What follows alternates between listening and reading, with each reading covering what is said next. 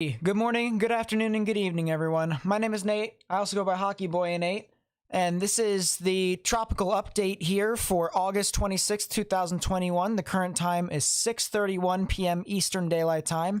This is, of course, currently live, but this forecast could also be used for the future between the time period of the 26th all the way through to the 28th, assuming that the intensity will most likely be different by the time it continues to get to the 28th prior to the potential landfall of this major tropical system.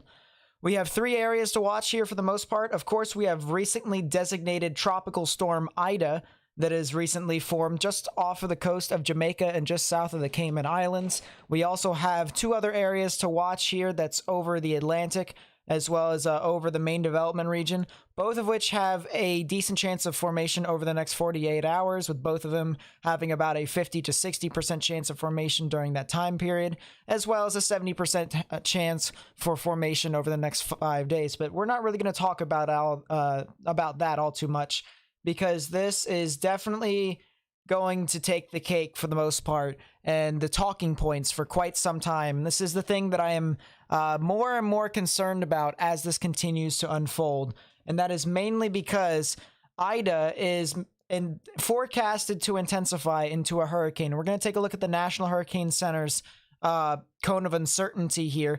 I want you guys to keep in mind here that anywhere within this cone, that's where the center area of low pressure could be. So, of course, this is expected to impact areas near the Cayman Islands between the time period of course, now, because they're getting showers and thunderstorms, and 2 p.m. Friday Eastern. And then that's around when it's supposed to make landfall around Cuba. A lot of land interaction over there, expected to kind of hamper the storm from continuing to intensify before it turns back into a hurricane by 2 p.m. Saturday. And then by 2 p.m. Sunday to late Sunday afternoon and evening, that's around the time period in which you could see some land falling somewhere there in Louisiana, according to the National Hurricane Center. So Sunday into Monday is the big thing here to watch out for. Of course, if this does continue to move on through, I will be live streaming. We will have live cameras. We will have live radar. We will have hurricane hunters, all sorts of stuff like that. Of course, I'm not sure about our storm chaser. I'm not sure how far east he's willing to go, but I guess we'll have to see how committed he is to actually going that far east. But as of right now, the expected impacts are supposed to be somewhere here in Louisiana, maybe potentially even Mississippi and Alabama. And the thing of it is the intensity of this storm as it moves through the Gulf of Mexico is pretty intense, according to the National Hurricane Center. They are expecting this to rapidly intensify as this gets closer and closer towards the coastline. And you can tell because right over here, this is the time period of the 28th, which is Saturday, and this is around midnight. So midnight around this time period, it's expected to be a 70-mile-per-hour tropical storm. But then 24 hours later, it's expected to be a 100-mile-per-hour Category 2 hurricane. So it increases by 30 miles per hour. And then even then, as it makes landfall sometime around Saturday afternoon into Saturday evening, we have a 110-mile-per-hour Category 2 hurricane, almost a Category 3 hurricane on its approach to Louisiana. In my personal opinion, I think it could be even higher to a Category 3 hurricane. I talked about it last night. I said last night on our program that we had to where I would not be surprised if it hits somewhere here near Lafayette and Morgan City. I still kind of stand by that here, although some of the models have trended a bit closer towards Grand Isle and the Mississippi River Delta. So that would create more impacts for areas near New Orleans. But I said I would not be surprised if this gets to a 125-mile-per-hour Category 3 hurricane. That is kind of my prediction for the system, but my ceiling, more or less, in regards to the intensity of this system by landfall could definitely be higher than that. And this could be definitely higher than what the National Hurricane Center is currently predicting. There's a lot of margin of error between now and the time it makes landfall. It's a good 4 or 5 days before it actually does make landfall. So that's the bit of uncertainty here as this continues to move about. Now, the thing about it is that if you want the best information, obviously you should go to your local weather forecasting offices, because they're going to have the latest up-to-date information for you all within their certain time period. Of course, as I said, I'll be uploading more videos. I'll be uploading live streams, except for tomorrow evening I will be absent. But I will upload I would have another live stream on Saturday, updating you all as to what exactly it's doing on its approach to Sunday. And then, of course, we will have our live stream on Sunday. Most likely will be a 10 to 12 hour live stream as it gets on its approach towards Louisiana. We don't want it to be larger than 12 hours because it can actually delete the live stream. So we would love to archive it after the fact and be able to recollect it. And I'm pretty sure everyone would agree.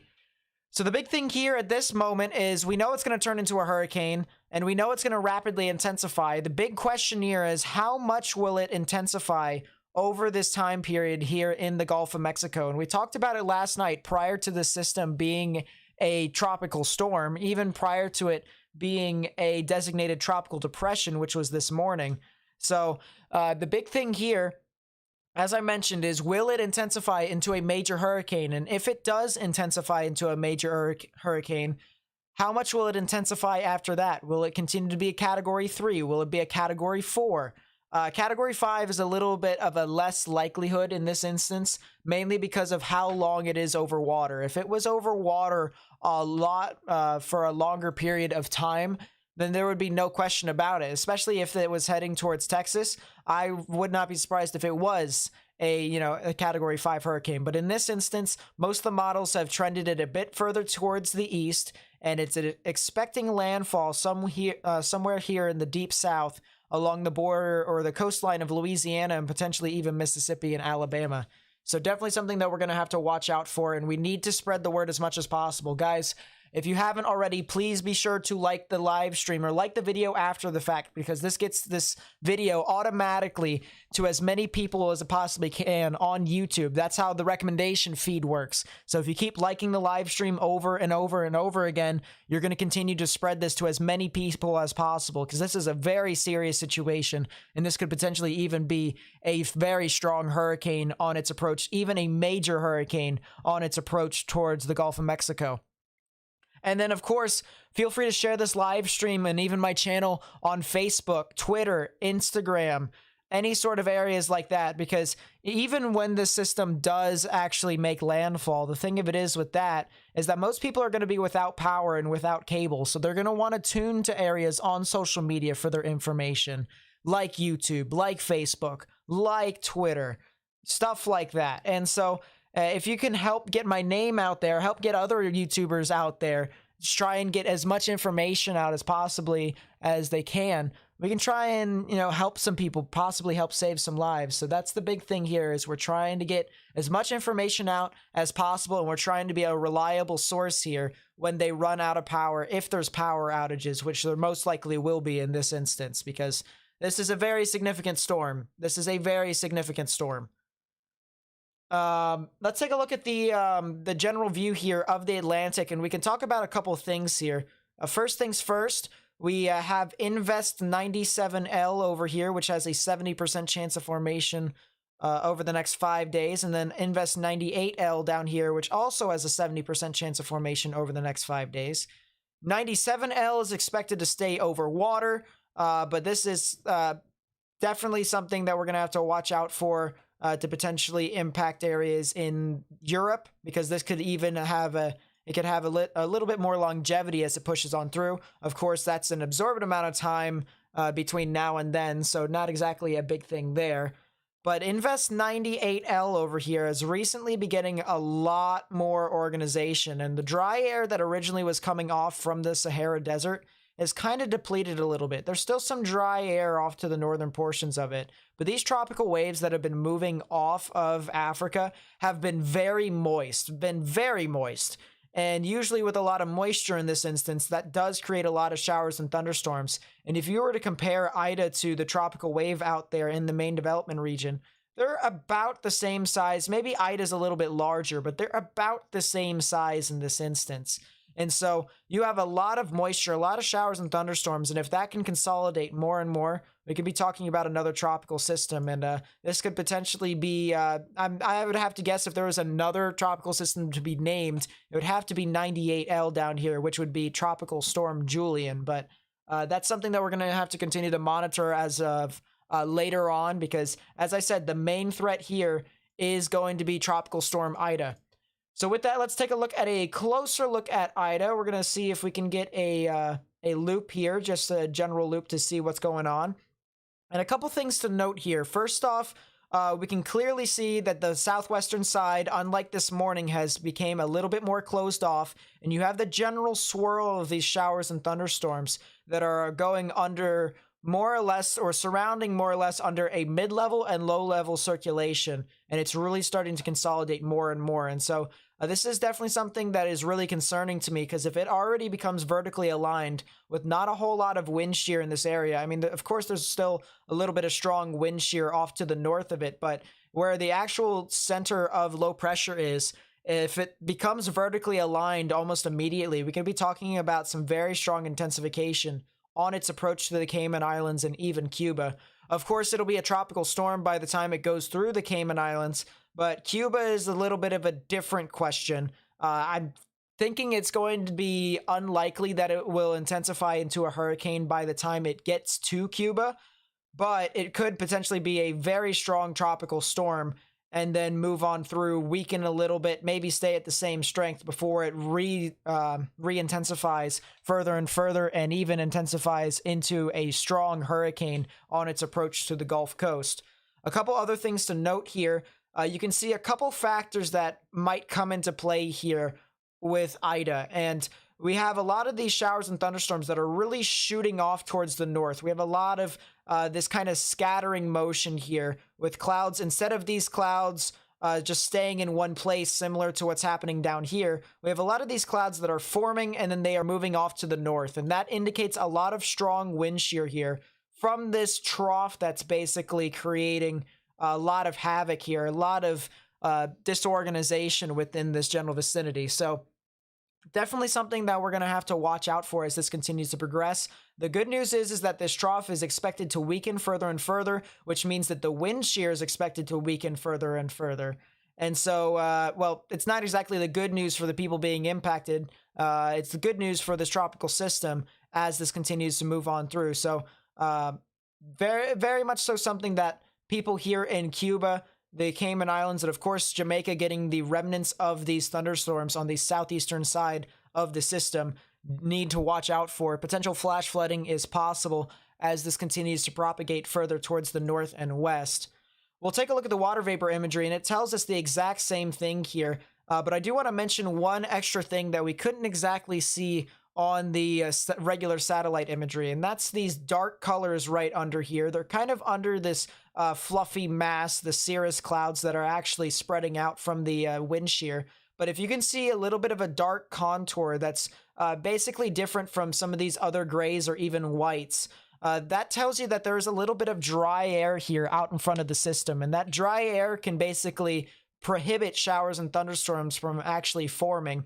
However, there isn't really a whole lot of dry air, and because this is monsoon season here in Central America, and this tropical wave has so many showers and thunderstorms across the board here, that dry air isn't exactly anticipated to really hamper this system significantly, if at all.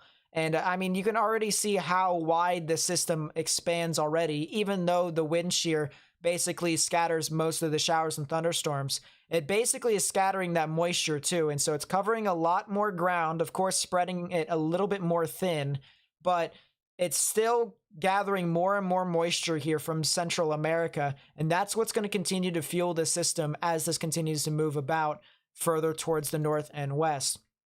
Now, if we take a look at the models here, we're going to take a look at the GFS first off, because this is the one that actually has recently been running. So this is the latest information that we are getting from this model run. And we can see here, of course, this is Ida, which is right off the coast of Jamaica and the Cayman Islands. and on its approach to Cuba, it ends up getting to a 989 millibar low pressure system, which is about tropical storm strength, a high-end tropical storm to maybe a mid-end tropical storm on its approach over there. But then you can see it weakens just a bit because of that land interaction. And what land interaction basically does is it creates a lot of friction to where the thunderstorms can't really move as freely as you typically would have it over water. And specifically as well, because there is a bunch of mountains over there in that portion of Cuba, that could potentially displace most of these showers and thunderstorms. And on top of the wind shear with that trough, albeit still weakening at this point, maybe even completely gone at this point, depending upon how much wind shear is still there, this could potentially limit the actual intensification of the system as it continues to propagate further towards the north and west. But of course, as it continues to head into the Gulf of Mexico, it's expected to not have any further limiting factors, and I'll just let the GFS take it away from here as it continues to move on through here to Sunday morning into the afternoon hours as a very strong potential major hurricane making landfall somewhere in Louisiana. Now, this model run, its opinion of this model run right here actually makes landfall somewhere near Grand Isle, Louisiana. We've had other models that have made landfall a bit further west, maybe specifically towards Lake Charles, maybe specifically towards Morgan City. But as of right now, the latest information from the GFS model indicates that there's the potential for a landfall somewhere near the Mississippi River Delta and Grand Isle, south of New Orleans. So what that would basically mean here in this instance is that areas here in the south and east really need to watch out for a potential heavy flash flooding and storm surge, especially since this area is very susceptible to all sorts of flooding. I'm pretty sure it's everyone knows how bad it can flood over there in areas near New Orleans and around the New Orleans metropolitan area, with how the levee system isn't exactly the best, even though it has faced one of these multiple strong hurricanes over its time period within the 2000s to 2010s. So definitely something that we're going to have to watch out for as this continues to progress. And if this does make landfall somewhere over here near Grand Isle, this could be potentially a very dangerous situation for areas over here near New Orleans. Now, the interesting thing about this, and I do want to touch up on this real quickly because I won't be able to do so once this thing gets into the Gulf of Mexico and people really won't care about it, but there's actually another tropical system after this that is expected to form. And watch this here. You can see there's a huge mass of showers and thunderstorms, a whole ball of moisture that basically starts to propagate off of Panama and South America. And this is going to create another potential area to watch here, another tropical system that could move on forward to the north. Now, according to this model run, it's not exactly anticipated to be significant. However, if we take a look at the model run just the previous model run, you can see it actually was anticipated to be rather significant on its approach to Cuba.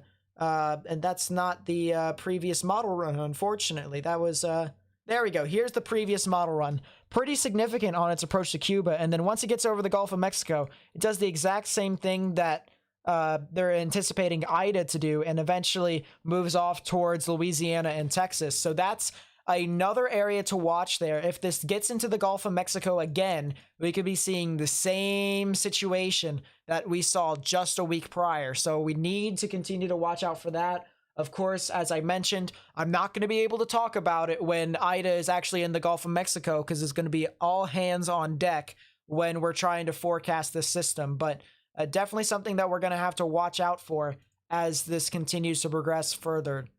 Now, the HWRF model, which if you guys were here for my live stream last night, the HWRF model actually can forecast rapid intensification, but that's only if the situations are right. With the HWRF model, there are some instances where the actual environment isn't actually prepared enough for rapid intensification, and so it limits it a bit. But the HWRF model is kind of like the worst case scenario indicator, where it doesn't really care about those factors all too much. and it still intensifies anyway. So we're going to be using this to try and figure out as to what basically the worst case scenario is as this continues to move on through. The one thing about it, though, as of right now, is that it is currently loading. It's only going out to 21 hours, but the total model run can go all the way up to landfall. So as this live stream continues to move on forward and propagate with its current time, then we'll be able to have more and more information as to what that potential intensity could be, and we will basically be reacting to it along the way.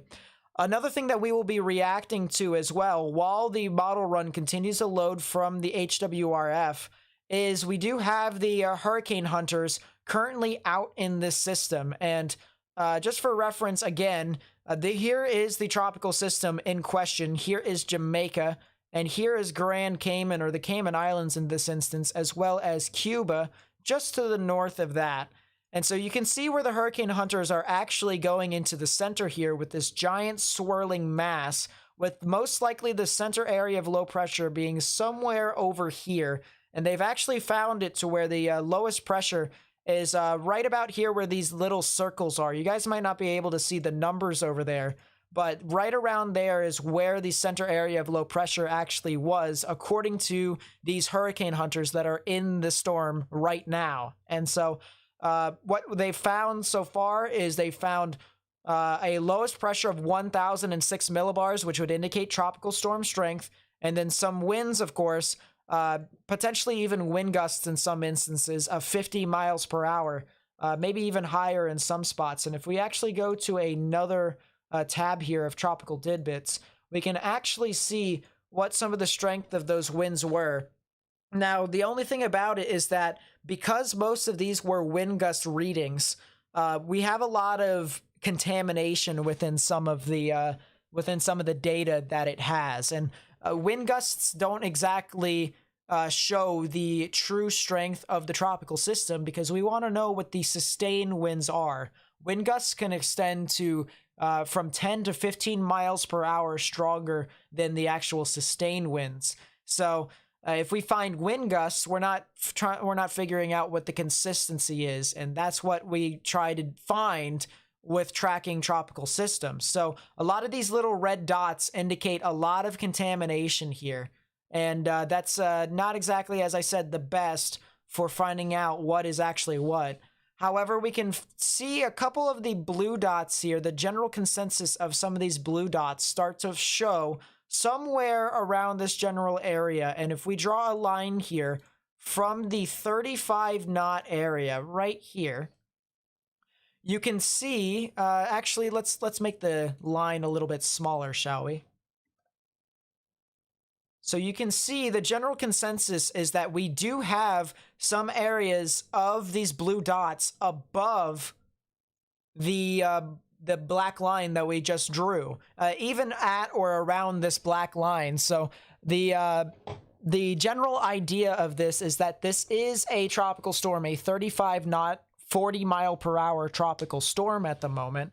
And it's basically undergoing a lot of strong gusty winds with these showers and thunderstorms that are really starting to develop and form around the center area of low pressure, as I mentioned.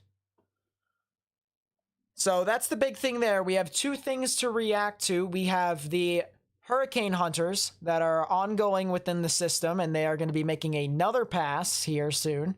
And then we also have the HWRF model as this continues to propagate further.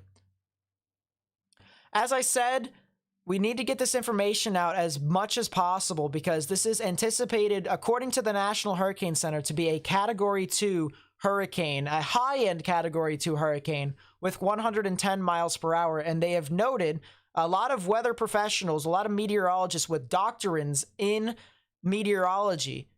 They have also noted that this could be even higher than Category 2 strength, which would make it a major hurricane.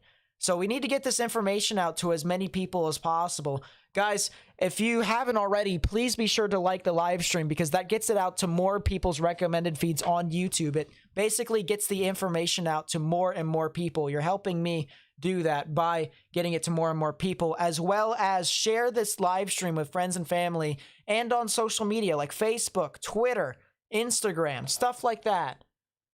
That way we may be able to get the information out as much as possible. And if you guys are new to the live stream, feel free to subscribe, because I do analysis on these tropical systems, especially as they get closer and closer towards the coast. Of course, I will be live streaming the landfall of this event, which is anticipated to be sometime Sunday afternoon into Sunday evening, possibly into Monday morning. And so if you guys want to watch that live, feel free to do so, as we will be having all sorts of content here provided for you all, which includes live web cameras, live radar analysis, live hurricane hunter analysis, 3D analysis, all sorts of stuff here, potentially even a storm chaser as well. So that would be greatly appreciated if you guys were to stick around with this channel as we continue to learn more and more about this system as this gets closer and closer to the Gulf of Mexico. But this is a very concerning situation here as this continues to move about. I'm going to refresh the page here.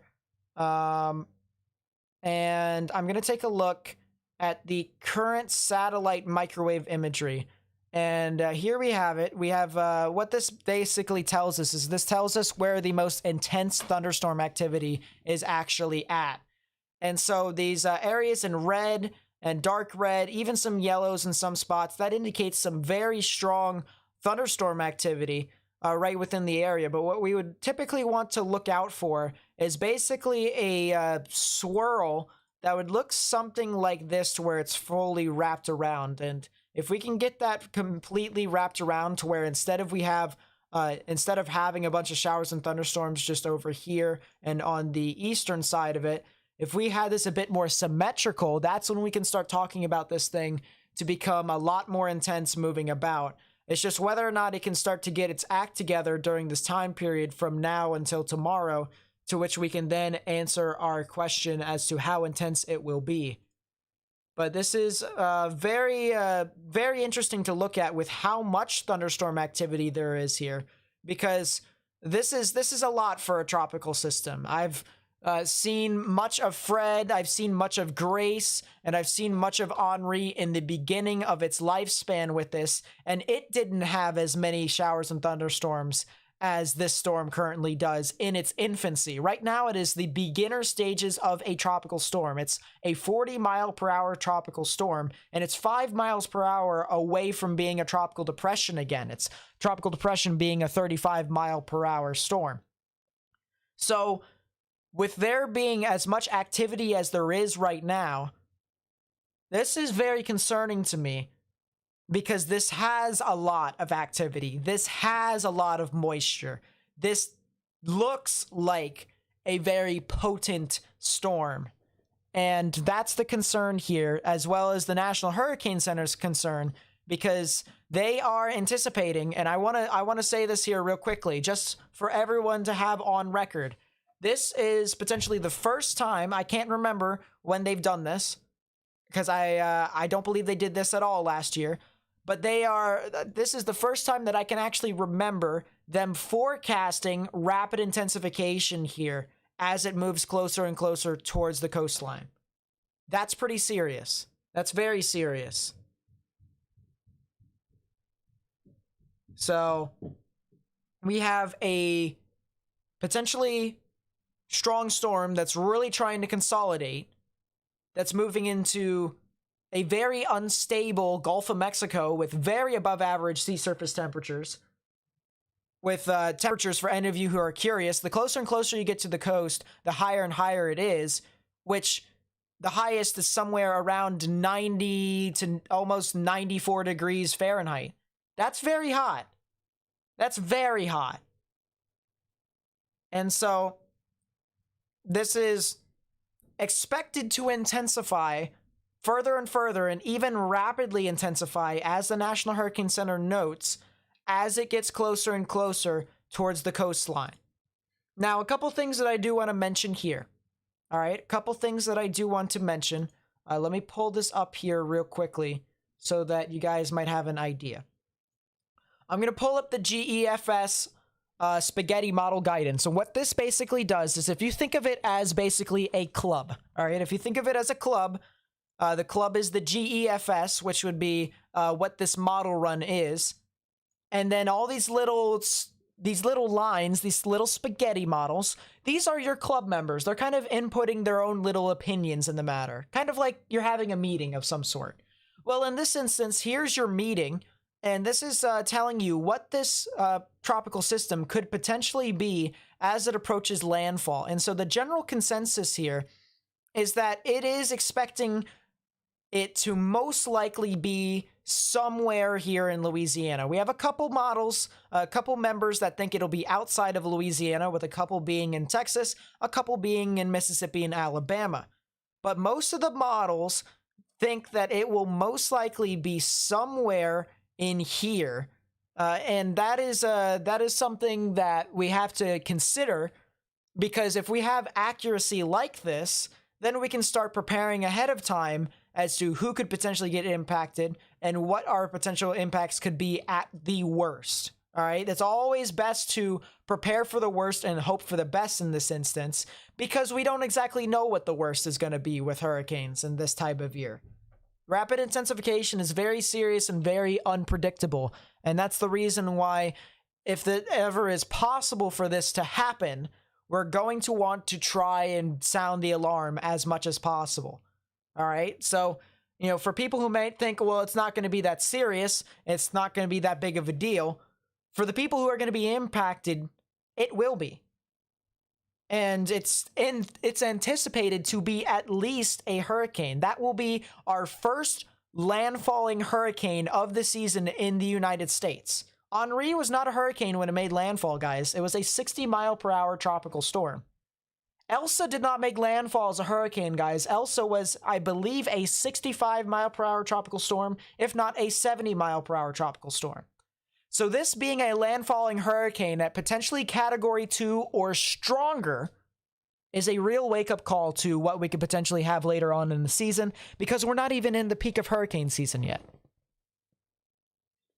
So it's all the more reason to where, if you guys live within these areas, you guys really have to start having plans of actions. Now, if you guys were to tell me as to where specifically this is going to hit and which areas need to basically evacuate, as of right now, I can't exactly say where specifically in Louisiana. I have an idea. It could be around somewhere in between Grand Isle and Lafayette. Somewhere in between Morgan City and Grand Isle. That's where I'm thinking right now is a potential landfall area. Originally, I thought it was going to be Lafayette. I'm now shifting it a little bit further to the east. Just a little teeny bit off to the east, though. But if that is the case, then areas over near New Orleans is going to get a lot of rainfall. And even areas around it in the suburbs could potentially get a lot of rainfall. So we're going to have to watch out for this as this continues to move on through. And I highly recommend, all right, I highly recommend, of course, as much as I would love you guys to pay attention to my channel and, follow my videos and my live streams by subscribing and stuff like that, the best way to get your information is by paying attention to the National Hurricane Center and your local weather forecasting offices. National Weather Service Lake Charles, National Weather Service New Orleans, and National Weather Service Mobile, Alabama. These National Weather Service forecasting offices are going to be your friends, and they will tell you what you potentially will see as this continues to propagate forward. But as of right now, most of the models take this somewhere over here within the next 96 hours, which would be about 3 to 4 days. Now, the thing of it is here, we're going to continue to take a look at this, because most of you might have noticed that these spaghetti models, all these different lines, have different colors and stuff. And what these colors actually represent is the minimum low pressure system of the storm. And the minimum low pressure of a storm can actually dictate as to how strong it actually could be as it moves along. So areas here within these blues all the way over to the yellow, that's about tropical storm strength. Especially as you get down to the yellows, that's high-end tropical storm strength. Once you start to get into the oranges and the reds, that's Category 1 to maybe Category 2 strength. And then once you get into the dark reds here, dark red to hot pink, that's Category 3 strength to maybe Category 4 strength. And then, of course, from the pink, hot pink down to the real pink and even lavender, that's category 4 to even category 5 once you get into lavenders. Now, the one thing here that I do want to mention is that there is a couple of these models that think that it will get into these dark reds and even these hot pinks somewhere on its approach towards Louisiana. So that would indicate that this could potentially be a strong system to potentially even a category 3 hurricane, according to these model runs, as it makes landfall. I personally thought last night it could potentially be a 125 mile per hour category 3 hurricane. That's my personal opinion. I don't represent anyone else just besides myself. That's my personal opinion. And whether or not that'll hold true, I hope it's less. I hope that it's a lot less, actually. But the thing of it is that with these models and with this, with these forecasts, is that they can fluctuate, whether it's high, whether it's low. It's one or the other, and it's definitely something that we got to watch out for. So this is definitely something to watch out. As I said, really watch out for. Really watch out for it. I do not think the one thing with this intensity forecast, though, is that I mentioned how this could be a lot stronger. I have a high confidence, or at least as of right now, a high confidence that this will most likely not be a category 5 as it approaches land. And the reason why I say that is because it has too little time to stay over the water. If it had a lot more time to where it was moving a lot slower, if it was moving to Texas, you know, larger body of water between Cuba and Texas, if it had more time over these warm, rich, unstable waters, then sure, we could be talking about how this thing could potentially be a category 5, and I would not argue with you. It could definitely be a possibility. But as of right now, it would honestly have to depend upon where this thing goes as it approaches Cuba, because Cuba is the main factor here. If it can survive the interaction, the land interaction with Cuba and the mountains that it has over there, which mountains basically displaces showers and thunderstorms from the main system, basically disrupting it, for those of you who don't know. If it disrupts those showers and thunderstorms, then it will be a little bit weaker, if not around what the models say, as it approaches the Gulf of Mexico. But if it's stronger than anticipated, if it is keyword stronger than anticipated, that's when things could potentially be serious. And that's when we can start talking about major impacts. But as of right now, we're anticipating this to be about a category 2 to a major category 3 hurricane. Of course, the National Hurricane Center thinks that this will be a 110 mile per hour category 2 hurricane on its approach. So definitely something that we're going to have to watch out for. And as I said, forecasts can easily change. So stay tuned to my channel because I will be uploading a video tomorrow morning. I will not be doing a live tropical update for you all tomorrow night. However, on Saturday evening, set your clocks, set your alarms, set your timers. Saturday evening, 6:30 p.m. Eastern Daylight Time. We will have a live analysis. Again, we will approach this live and show you all what exactly has happened with this system. I'll still upload videos in the mornings. They'll be about 15 to 20 minutes long, potentially a little bit less than that. My videos have been less than 20 minutes for the most part, so it's not, you know, too grueling on your day. But this is basically what I am anticipating for how I'm going to update you all as this continues to move about. So if you guys want to stay tuned to the channel, get the latest information on the system, as well as if it at all changes, get the most accurate and latest information from that, please be sure to stay tuned to the channel. As I said, subscribe if you're new and turn on notifications. And share this with friends and family as well. Facebook, Twitter, Instagram.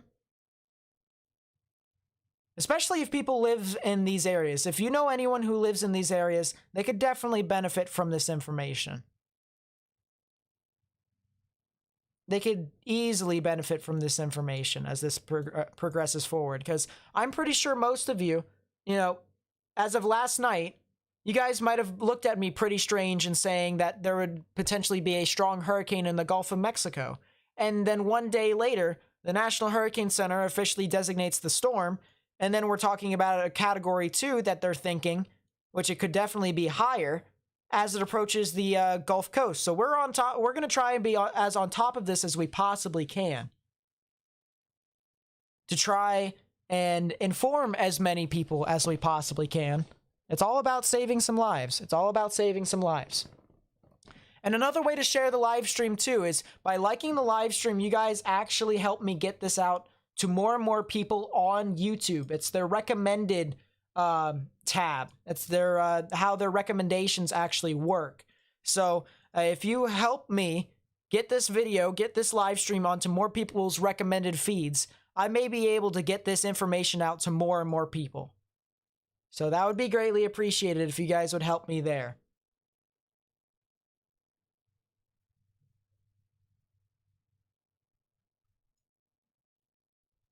Let's see if we can get some frames here over the past. Let's go 100 frames. There we go.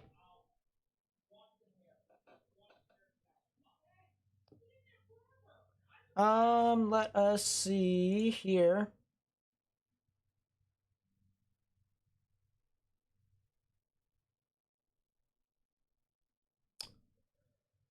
So the thing about it is, with this system, as we continue to take a look at it, first off, we can take a look at the infrared satellite imagery. And for those of you who might be wondering why we would look at infrared satellite imagery,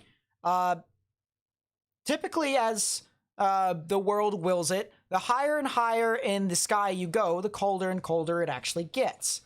And so if you have very tall thunderstorms, the tops of those thunderstorms actually get pretty cold. And so if we use the satellite imagery to actually show you as to where the strongest showers and thunderstorms actually are going to be, we can see that there is a lot of very strong showers and thunderstorms. Notice the dark reds into the grays, the blacks, grays, and even whites in some instances. That indicates very strong thunderstorm activity there. Very strong thunderstorms. So it's consolidating a lot of energy right now. And if we actually turn on the 3D analysis of this thing, take a look at it from a 3D perspective and turn it on in a loop, you can see how this thing consolidates over a short period of time. It very much so flips a switch here. Of course, this is going to be a little bit slower because we like satellite imagery to be that way, although I can turn it up for you all here. Let us see, animation speed. We turn this up to fast, and there we go. So here's the thing here for you all. And you can see it looks like just a lot of showers and thunderstorms for the most part, but watch this area right about here. You can see how this starts to basically couple around and forms a bit more of a broad circulation in this instance. Maybe a little bit more elongated, but still a very, very interesting circulation that we can see on this 3D satellite analysis. And so really something to watch out for. First off, if this does go into the Gulf of Mexico, it's going to look absolutely insane if we take a look at this as a very strong hurricane, because it'll have an eye at that point, most likely. And when it does have an eye, we'll be able to look at it with the same 3D imagery, and we'll be able to see not only where the strongest part of the storm is, we'll also be able to see the eye in 3D. And that, in my honest opinion, that's pretty cool as a weather nerd. I mean, it's not cool for the people who are going to be impacted, of course, which, as I mentioned, you know, this is all about us trying to get information out. But with the satellite imagery here, as a weather nerd myself, this will look pretty cool. So all sorts of technology that we are starting to develop that is giving us a better idea as to what exactly is happening with these storms. But as of right now, we're gonna go back to the cone of uncertainty here to show you all, give you all an update as the current track of the system. And as of right now, it's not Tropical Depression 9, it's Tropical Storm Ida, because they did update that 30 minutes after they put it out at 5 p.m. So the 5:30 p.m. Eastern Daylight Time advisory said that this was Tropical Storm Ida, and it was somewhere just off to the west of Jamaica and just south of the Cayman Islands. You can see all these little highlighter areas along the coastlines. That indicates tropical storm warnings, all those blue highlighters, I should say. So tropical storm warnings have been issued for the Cayman Islands as well as parts of western Cuba. Now you can also see these little black circles with S's and H's in them, and that indicates the strength of the tropical system as it continues to propagate forward. So the S means storm, or tropical storm in this instance, and they are expecting this to stay as a tropical storm strength all the way up through Cuba and a little bit past Cuba. But then you can start to see how this starts to turn into H's now, right along here. And it is expected to move on through further and further towards Louisiana. So the big thing here is that they are anticipating this to be a hurricane on its approach to the coast of Louisiana. But what they don't show you here is that if we go back over here to Radar Omega, and we go back to that same track, you can see here's the tropical storm strength right off of Cuba. So that verifies there. It has it being a Category 1 hurricane, and then it has it becoming a high-end Category 2 hurricane as it approaches land on Sunday. Sometime in Sunday late morning, early afternoon, into the late evening hours, according to the National Hurricane Center. And it could potentially even be a little bit later than that as well, depending upon how far west this system actually goes. So it's really something to watch out for and how this propagates forward. And I'm actually going to show you all the cone here within the next 120 hours. And this shows you the general area into which the system could potentially go. Anywhere within this cone of uncertainty is where the center of the system could actually be. And the thing of it is, too, is that these conditions can extend further outwards outside of the cone, okay? So if this cone becomes a lot more skinnier as it approaches the coastline, just realize that tropical storm and hurricane conditions can extend further outside of the cone as well. But as of right now, the general area as to where the center of Ida will end up being as a hurricane is somewhere along the coastline of Louisiana all the way through towards potentially the coastline of Mississippi. That's where it's expected to go through as of right now.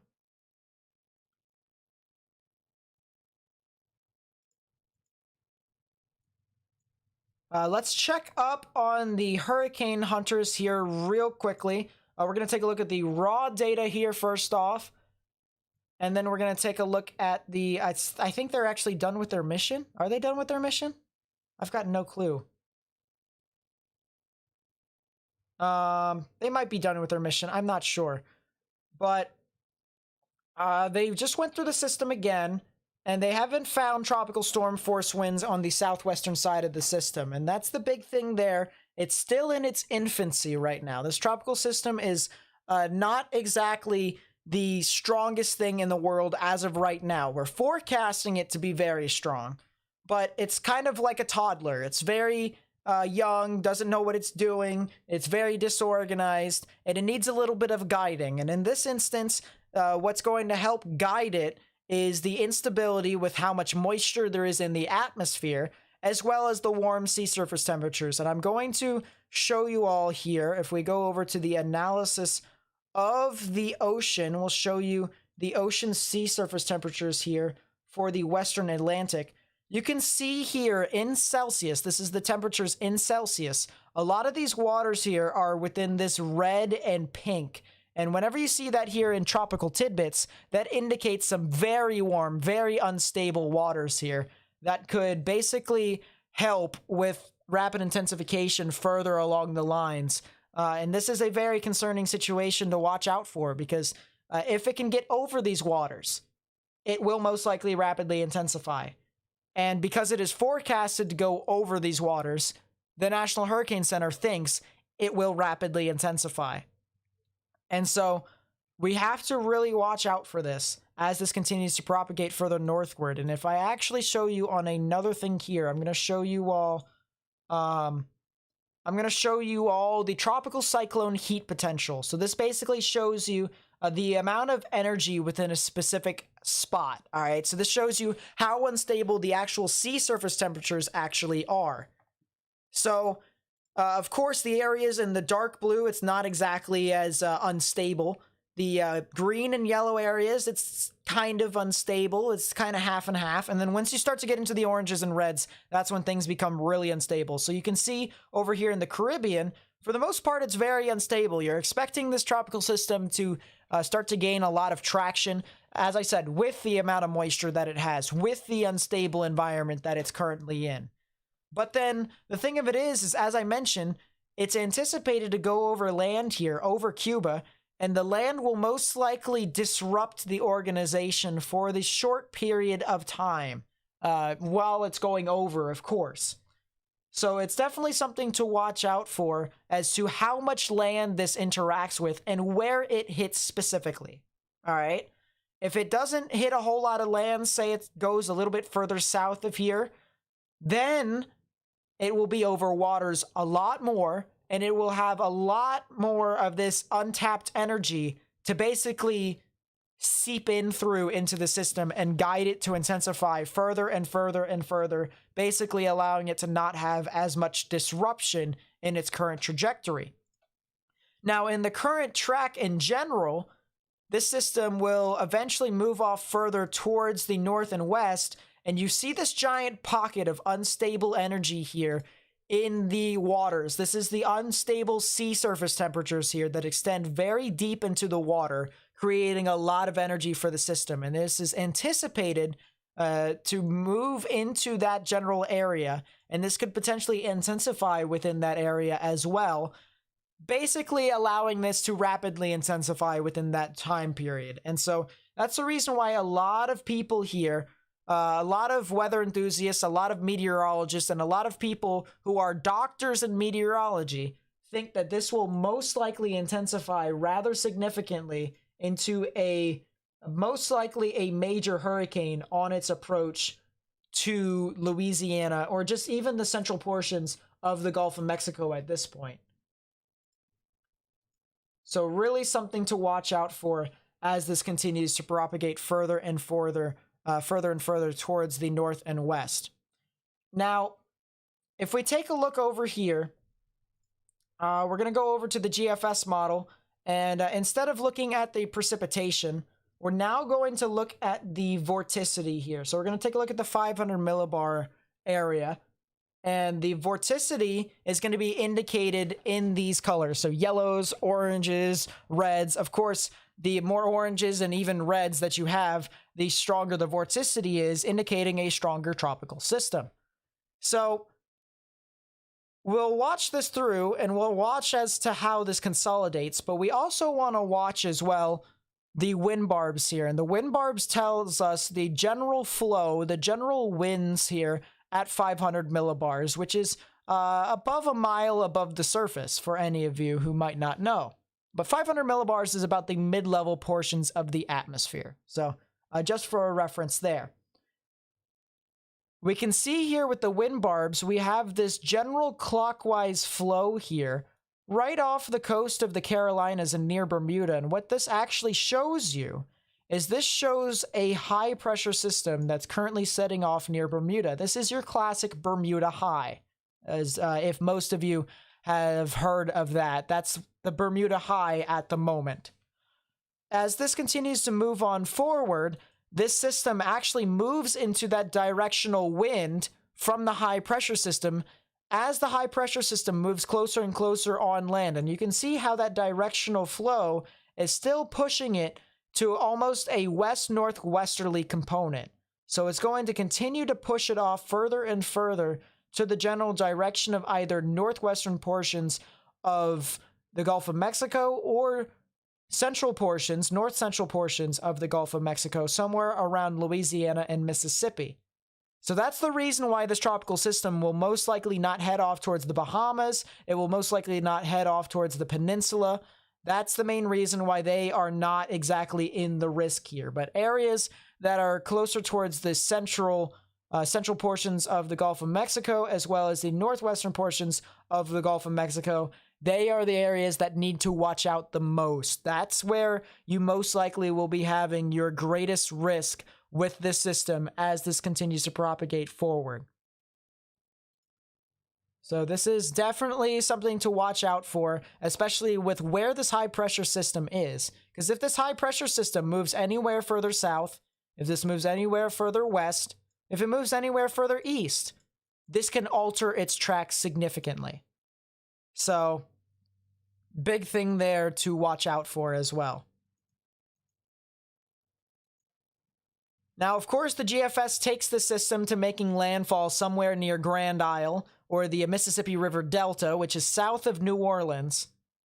So there is a lot of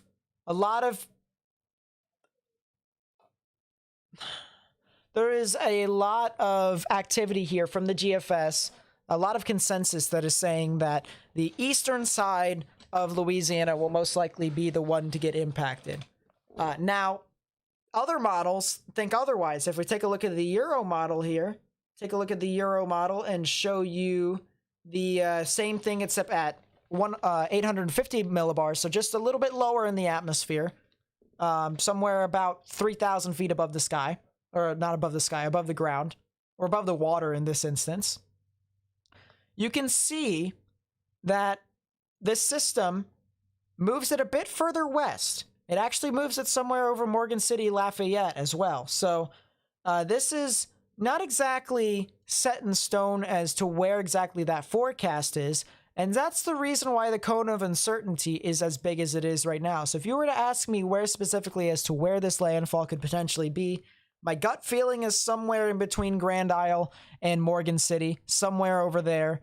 But it can happen anywhere within this cone of uncertainty. And that's the reason why it's called the cone of uncertainty, because it's not exactly set in stone as to where the landfall will be. It's somewhere within that general area.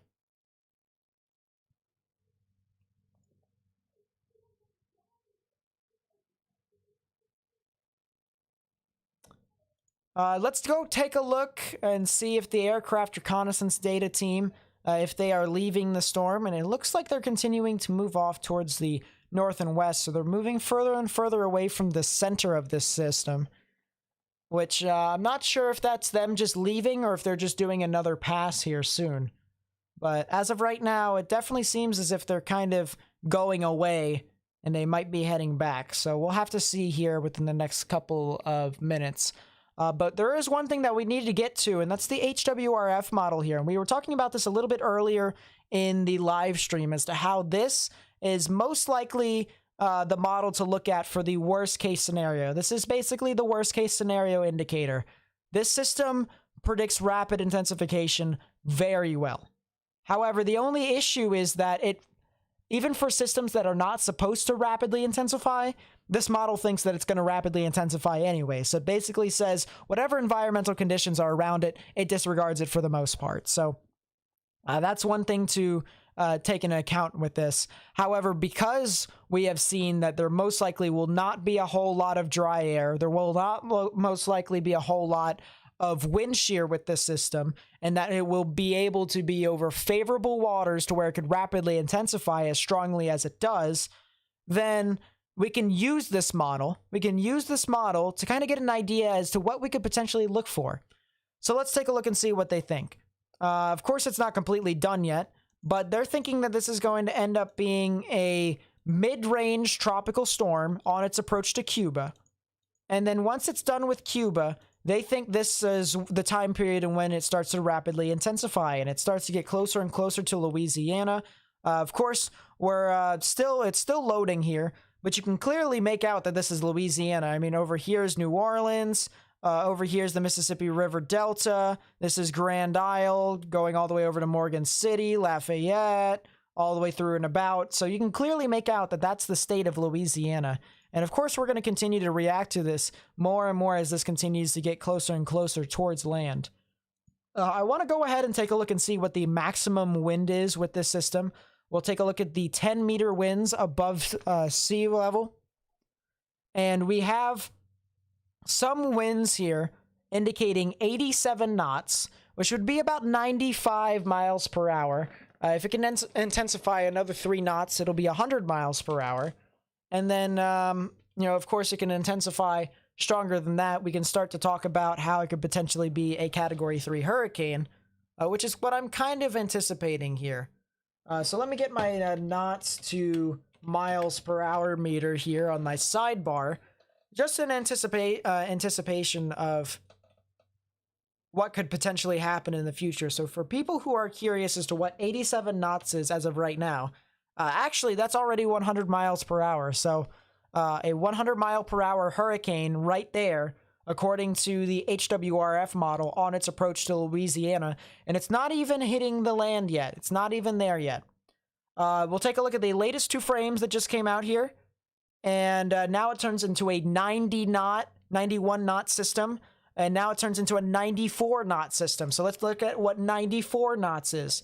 94 knots translates to a 108 mile per hour hurricane, according to this model. That's not Category 3 status yet, but that's Category 2 status, high Category 2 status. And if it can intensify into, I believe it is a 115 mile per hour system, I believe that's what it is, then it can actually be a Category 3 hurricane, and that's exactly what it is. If it can get to 96 knots or 111 miles per hour or higher, it will be a Category 3 hurricane. I definitely think that is a possibility on its approach. And if it goes anywhere near my original forecasts, say Morgan City and Lafayette, then it definitely will be stronger than what it is currently right now, according to the HWRF model. Now, as I said, with these models, it basically has it as its own opinion. So this isn't set in stone specifically, but we can use these models to get a general consensus as to where these tropical systems could move off to, as well as how strong they could potentially be. So as of right now, we're looking at the model that basically looks at the worst case scenario and going off it from there. I have from a good friend of mine in chat who just said I actually probably should give him moderator because he's, as I said, good friend of mine, and he also moderates on my Discord server, so if he's ever around, he definitely can do so. He just said the government of Grand Isle is calling for a voluntary evacuation. Voluntary evacuation as of right now. The system's not even over there, and they're already calling for a apparent voluntary evacuation. I'd have to look at that a little bit more. Grand Isle voluntary evacuation. And there it is, voluntary evacuation issued for Grand Isle, Louisiana. So they've already issued that ahead of time. It hasn't even got there. And they're thinking that there could potentially be some big time impacts over there. That's how serious this could potentially be. And that's the reason why we try to cover this on YouTube. We try to stay on top of this with videos, with live streams. You know, we try to get the word out as much as possible. If you want to stay up to date with all the content, please subscribe and turn on notifications, especially turning on notifications, because you do not want to miss any of the latest information. Things with tropical weather can flip on a dime. And trust me when I say it, if this thing does rapidly intensify, we can try and predict it as much as we want, but no one truly predicts rapid intensification. People have tried, and they have failed. There's been some instances to where it actually has been worse than their predictions. And so, if things do switch up very quickly, you do not want to miss any of the information. Of course, if you want information, the best information, please go to your local weather forecasting offices or stay tuned to the National Hurricane Center, because they will have their official opinions on the system. Of course, I will represent myself as much as possible. And my philosophy, of course, is better prepared. Prepare for the worst, hope for the best. And in this instance with tropical weather, that's exactly what you have to do. So, you know, we're at the peak of hurricane season here, folks. And if we remember what happened last year, there was a lot of activity. There was a lot of it. So we do not want to miss anything here with this instance at all. And someone just put in the chat, Grace is a good example. We had Hurricane Grace, which even though it did not impact the US, it got over the Yucatan Peninsula, and then it rapidly intensified into a Category 3 hurricane within the span of literally 18 hours. Within 18 hours, it intensified by 60 miles per hour. That's significant. And I'm telling you that the potential for that to happen is possible as it gets into the Gulf of Mexico. There's even the National Hurricane Center and some other people who are doctors in meteorology that think this could potentially happen as it gets into the Gulf of Mexico. So it's just one of those things to where we really need to watch out for this as this continues to move about. People were asking as to where Grand Isle actually is. That is a very good question. Here is Grand Isle right here. So I'm going to, first off, you can see this is the title of Grand Isle right here. So if we zoom out, show you all, and we circle it, there's Grand Isle, there's New Orleans, there's the Mississippi River Delta, over there's Lafayette, over there is Baton Rouge. So there is a lot to basically take in here. A lot of it. We're going to do that there.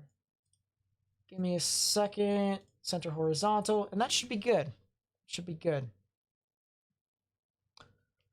But yeah, this is pretty serious here if this does progress further and further. They're already issuing voluntary evacuations, and that could easily be upgraded to mandatory evacuations. Easily. Now, one thing I want to show you all here. So we're going to go over to the GFS model here. We're going to go to the GFS. We're going to go over to the Gulf of Mexico. So show you all the Gulf of Mexico. And we're going to take a look at the surface winds. We're going to take a look at the surface winds in miles per hour. All right. At the bottom, there's a color code right here that tells you how strong, that was a terrible arrow, but that tells you how strong the winds are that correlates with the colors.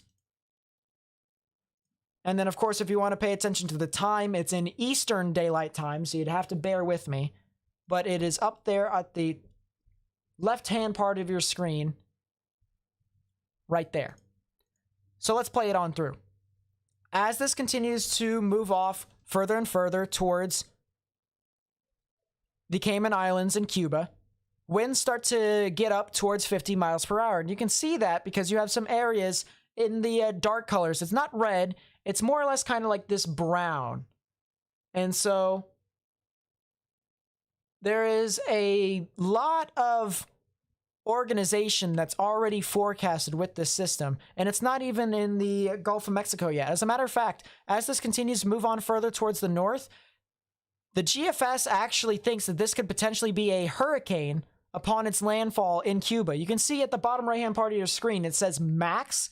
That max represents the maximum wind within that system, within this general look of this square. So it looks at everything, tells us what the maximum wind is. It doesn't say where, it just says what the maximum wind is. And we can already assume that the maximum wind is somewhere in the center of the system. So according to the GFS, has it as a hurricane making landfall in Cuba. Personally, I think that is a bit unlikely. I think that's a bit more unlikely, but it's possible. It's definitely possible. I think a high-end tropical storm is probably the more likely solution in this instance.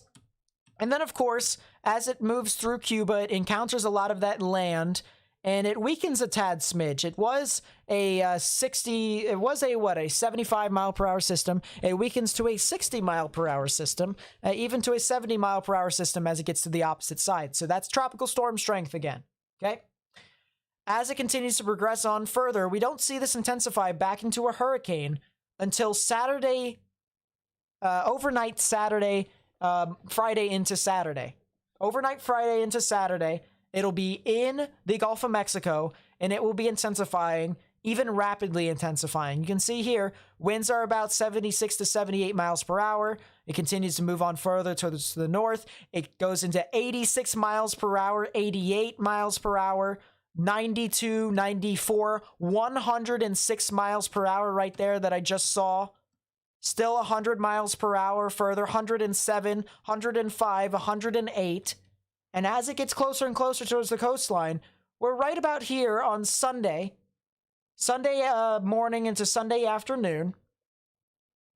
And that's when the GFS expects this to potentially make landfall. And we're already seeing 111 mile per hour winds right there. That was Category 3 strength. That was Category 3 strength that we just saw. So according to the GFS, this thing has it as a very strong hurricane making landfall somewhere on the eastern side of Louisiana. Now, if we take a look at the Euro model is a little bit different. Same situation here. We look at the winds. It's not as strong on its approach to Louisiana, and it's a little bit further out to sea here at this point on Sunday. But regardless here, when we take a look at the wind speeds here in miles per hour, we can still see that there is a lot of strong wind, and it starts to get to hurricane status right as soon as it makes landfall. Even stronger than hurricane status towards Category 2 status, I should say. Stronger than Category 1 status as it continues to move further and further towards the north and officially makes landfall somewhere in between Lafayette and Grand Isle. That's according to the Euro model.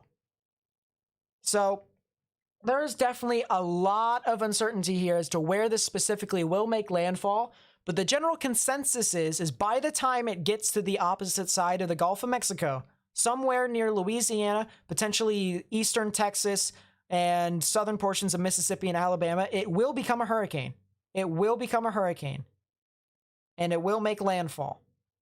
Personally, if you had to ask for my personal opinion, not the National Hurricane Center, not the National Weather Service, my personal opinion, I made a prediction last night on last night's program that we had, that this would be a 125 mile per hour Category 3 hurricane upon landfall. That is my personal opinion there. So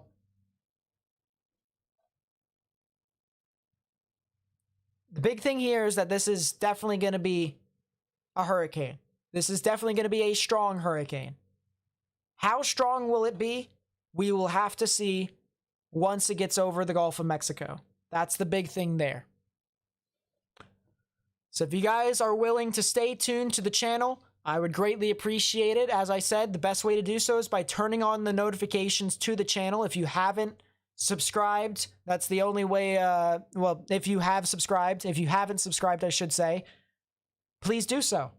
And then turn on notifications, because I will be uploading videos every single morning. Probably not on Sunday morning, though, unless if it is expected to make landfall later on in the evening.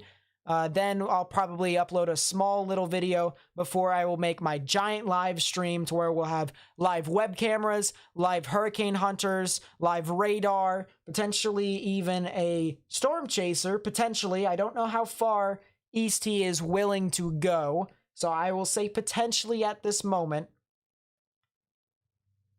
to have for you all. I'm going to take a look at the hurricane hunters here, see if they've updated and see if they're going home. And it looks like they're going home.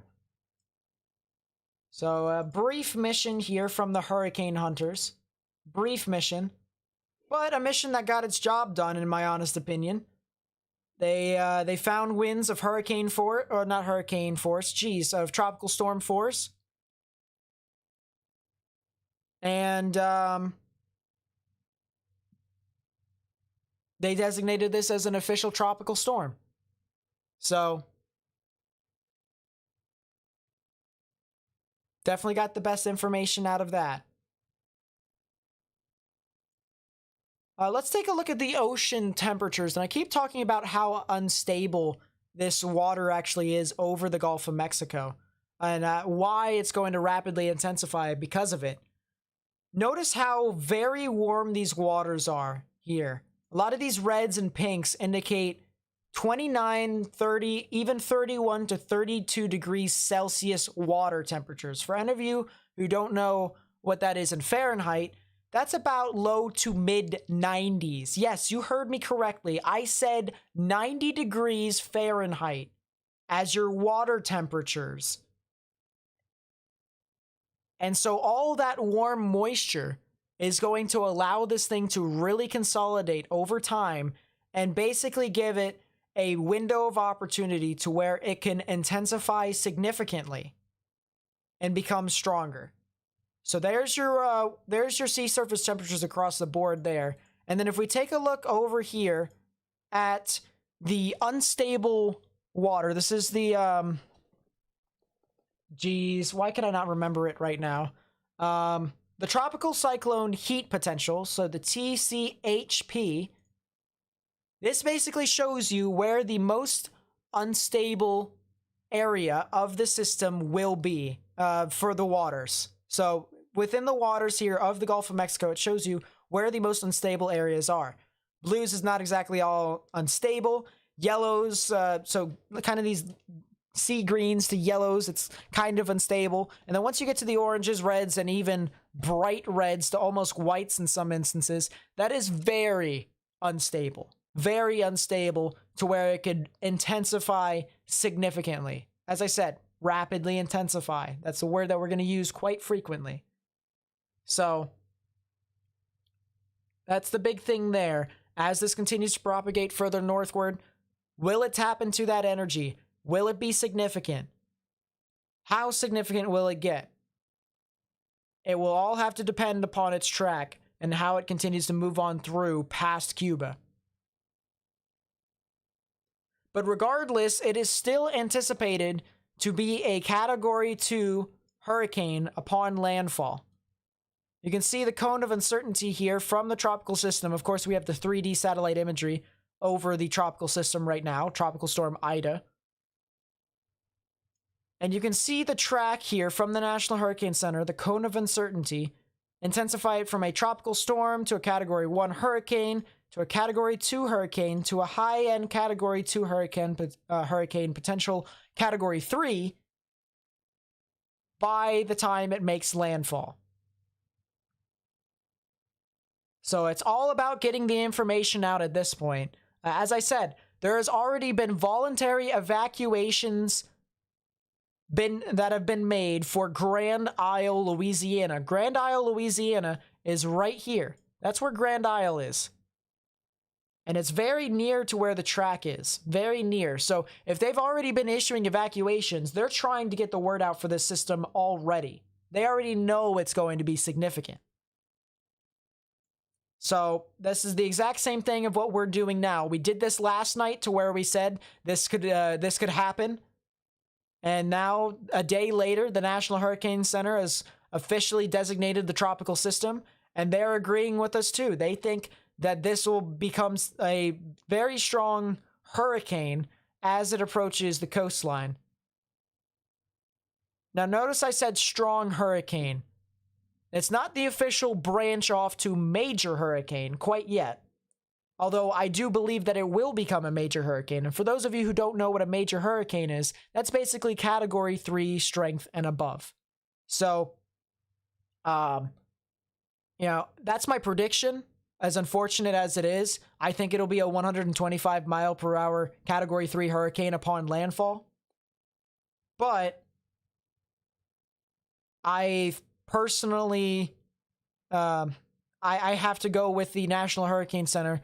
I got to get their opinion there out too, because of course their opinion is, I guess, a lot more valuable because they have a lot more well-versed people than even myself. I mean, these people have been studying tropical cyclones for a while, a good period of their entire lifetime, a very good period of their lifetime. So there is a lot of activity. A lot of activity anticipated, and we're just trying to get the word out as much as possible. So if you want to help me, if you guys want to help me get the word out, please share this live stream with friends and family and on social media, especially if they live in these areas. If they live in these areas, they got hit by hurricanes last year all the time, and I'm pretty sure they don't want to go through that again. So if we can try and get that information out to more and more people, try and warn people ahead of time, Think of how many lives we could potentially save. That's all what it is. We're trying to save lives here. And then another thing too, if you want to help me out as well on YouTube, please hit that like button, because that gets me onto more people's recommended pages, gets this live stream out to more people's recommended pages, so we can continue to get more and more information out to more people on YouTube. They may be scrolling onto YouTube and they see the live stream, they might be thinking, huh, a strong hurricane? I didn't know there was a strong hurricane coming. And especially if they live in these areas, this information can be very useful to them. Very useful. Almost essential in some instances, especially with where they live. So I would greatly appreciate it. Greatly appreciate it if you guys would help.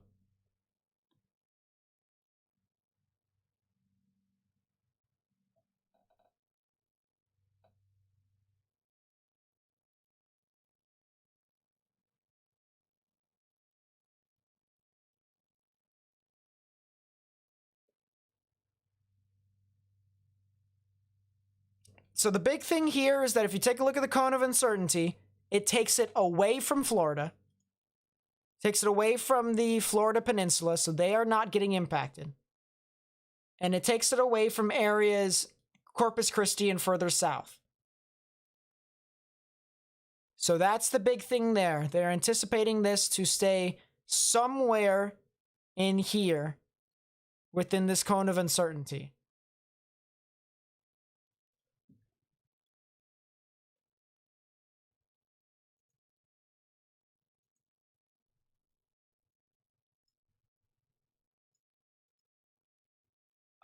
Let's see. Let's take a look at the HWRF model. It's updated by now.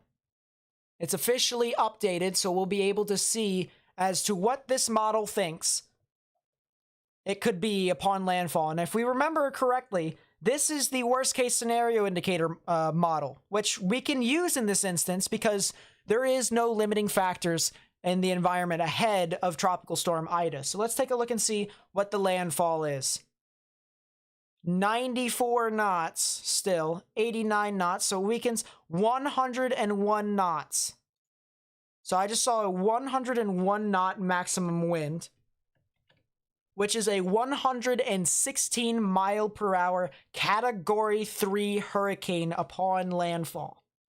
That is what the HWRF model projects this could potentially be.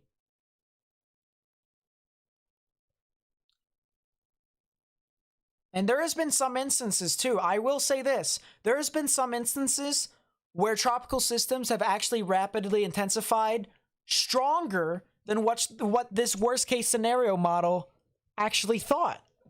There has been multiple instances of that happening in the past. It happened a lot last year.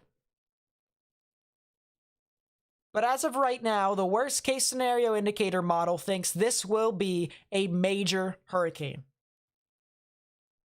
Category 3 hurricane and above, major hurricane. So that is a very concerning situation. And we, as I said, need to watch out for this as this continues to propagate further and further. Terry with the £2 super chat, donated 15 minutes ago, so I'm sorry for not catching up to it. But thank you for the £2 super chat. Says, hi, Nate, sorry to see about the USAM you lost to today. Oh, yeah. I mean, what can we do? We can't run it. We have other people to run it. So, we just pray that we can try and help as many people as possible and try and help our own as well. But thank you for the £2 super chat. I really do appreciate it.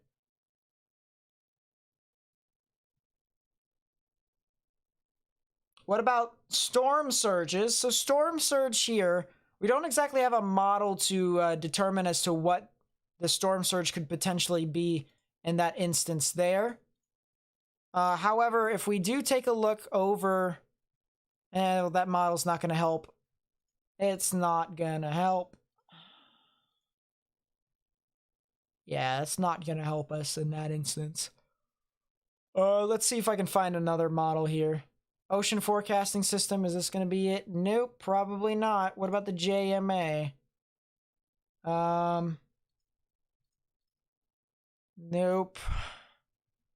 Trying to find to see here if we have any wave. Wave watch 3. This is actually not bad. We can use that. We're going to go back to the Gulf of Mexico here. We're going to see how significant these wave heights and direction is as the system makes landfall. So here on Sunday morning into the afternoon hours, according to the Wave Watch 3, waves can be as high as 35 feet. I'm sorry, it's 36 feet. 36 feet within some spots.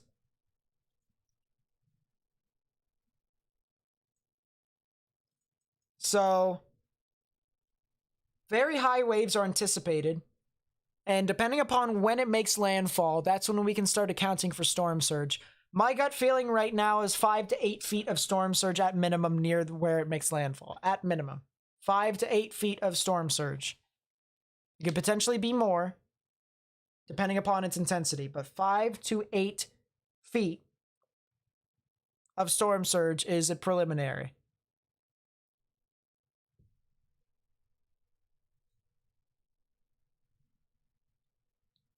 Thank you guys so much for 13,600 subscribers.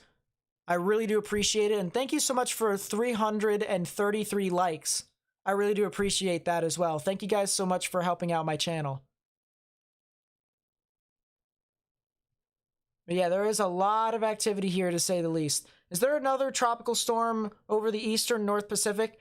Very hard to see as to where that will go, but yes, there is.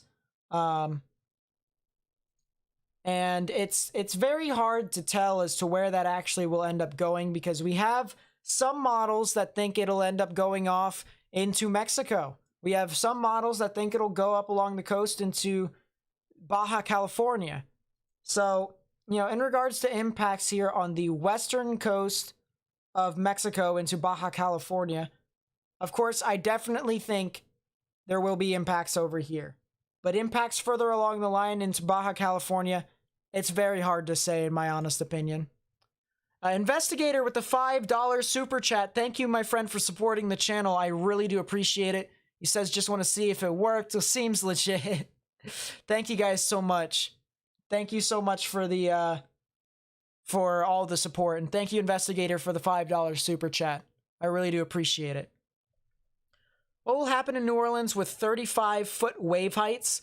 It'll be pretty significant storm surge within areas around the coastal vicinity, but maybe not exactly for New Orleans, unless if you have a very strong hurricane moving on through, which if it ends up being a Category 3 hurricane like the HWRF model says, and it hits near New Orleans, then sure, we could talk about it, but sheesh. Wouldn't Baton Rouge still be okay if it took a direct hit rather than being in the east side? If it took a direct hit, it would still suffer the same conditions as it would be hit from the east side. Be about the same. If not, getting hit directly by it, you know, head on, is probably worse for you.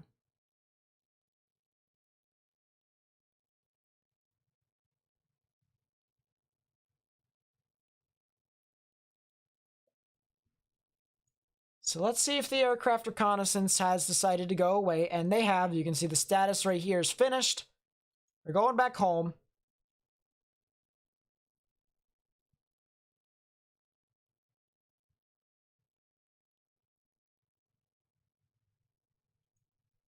They are going back home.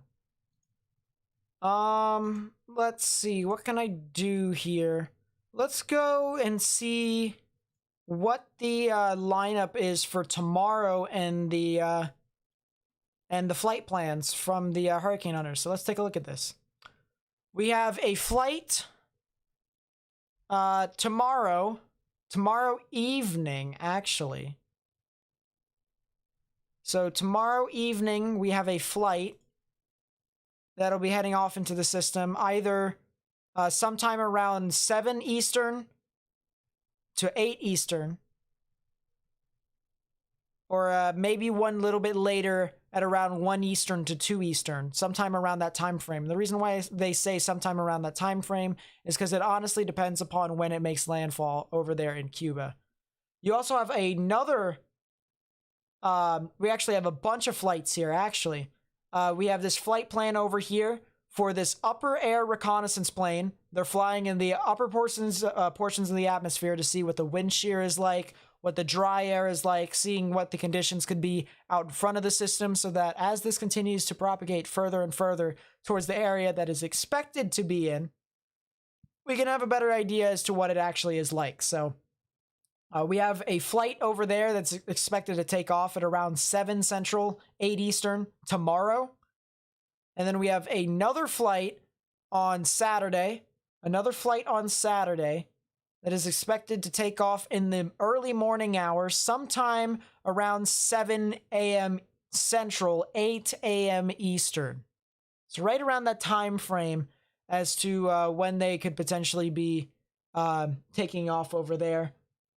And then they also have another flight around that time frame to maybe even the early afternoon hours, depending upon when they can actually get refueled and get back into action. But that's the big thing here. That's the big thing with these tropical systems as this continues to propagate forward.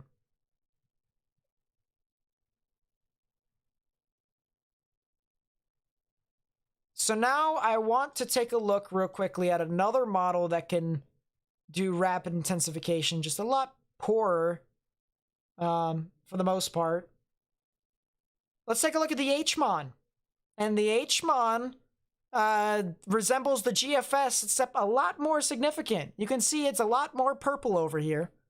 A lot more purple, actually. And this purple indicates hurricane force winds. You even have some of these little bright purples into pinks right within there. And that indicates 100 knot sustained winds, which is 115 mile per hour category 3 winds, if that comes into fruition. So we have multiple opinions that will that are saying that this will be a high-end category 2 hurricane to a low-end category 3 hurricane as of right now. It's subject to change, of course, but a lot of the models think that this will be a hurricane in the Gulf of Mexico, and then as it approaches further and further towards Louisiana, Mississippi, Alabama, even Texas, we'll have to see how significant and how long it stays over the water it actually does. But taking a look at the HMON model here, as it gets closer and closer towards the coast, we see a giant burst of wind here on the southwestern side, right here, with a 180 knot sustained wind. 108 knot, not 80, 108 knot, not 180. So if I scared some people, gave some people a heart attack, there you go. There's your heart attack for the day.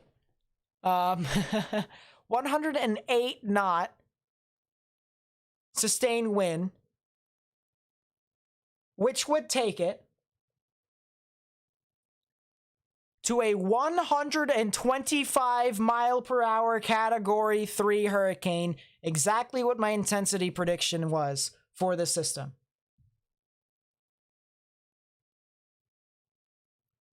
I'm not sure about you guys, but anytime we have a major hurricane on our hands, category 3 or above, you know, I can't help but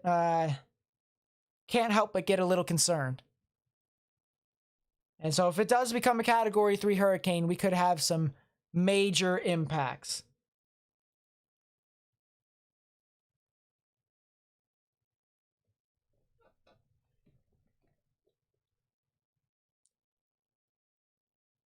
And just a reminder here for any of you who are new, they have had voluntary evacuations for areas that are supposed to be over here. They've had voluntary evacuations for people who want to go ahead and get out now. So if this tropical system does make landfall somewhere near Grand Isle, they've already told people to get out. And that's good.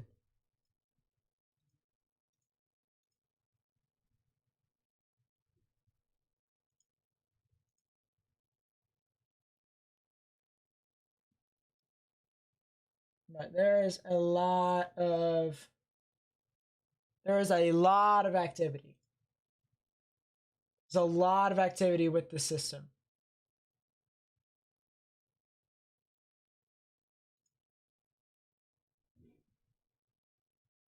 And it's just all a matter of monitoring it at this point.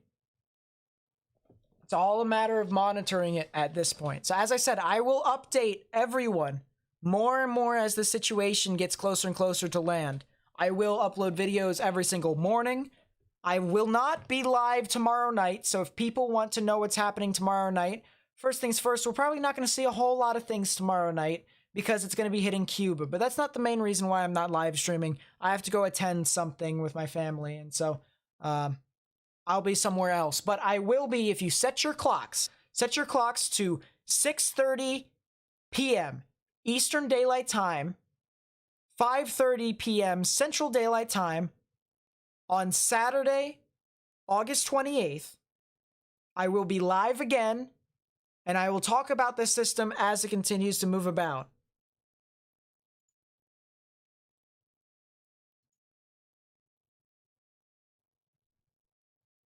And of course, I will be uploading videos every single morning. So if you turn on channel notifications, if you subscribe,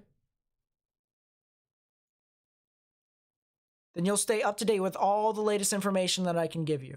So that'd be greatly appreciated if you can help out my channel as well. Ban that crap. The thing of it is that those are multiple bots. They happen across all sorts of different live streams, so it's unfortunate. But yeah, those are just bots. And there's multiple accounts of them. I don't know why, but there just are.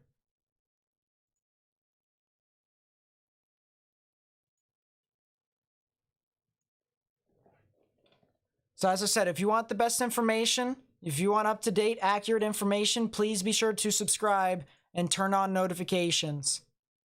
Because I will give you guys the most up-to-date and accurate information I possibly can.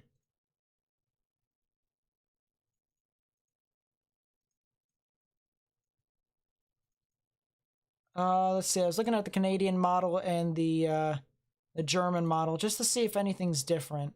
There's not really anything too much different from over there, so.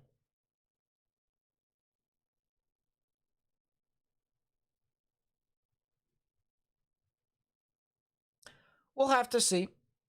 Make sure you get decent rest before you go live on Sunday. Yeah, I'll definitely need to get some decent rest. As I mentioned, I will be going live when this thing does make landfall, so if you want coverage of this system as it approaches the coast, feel free to come back to the channel on Sunday as well. But set your clocks if you want a final update, a final live update before the system makes landfall.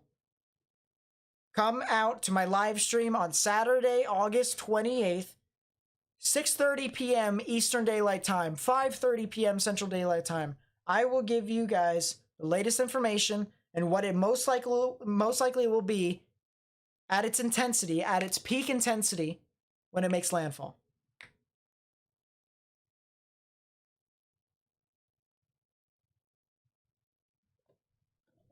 What are the chances of, I think, it hitting Houston?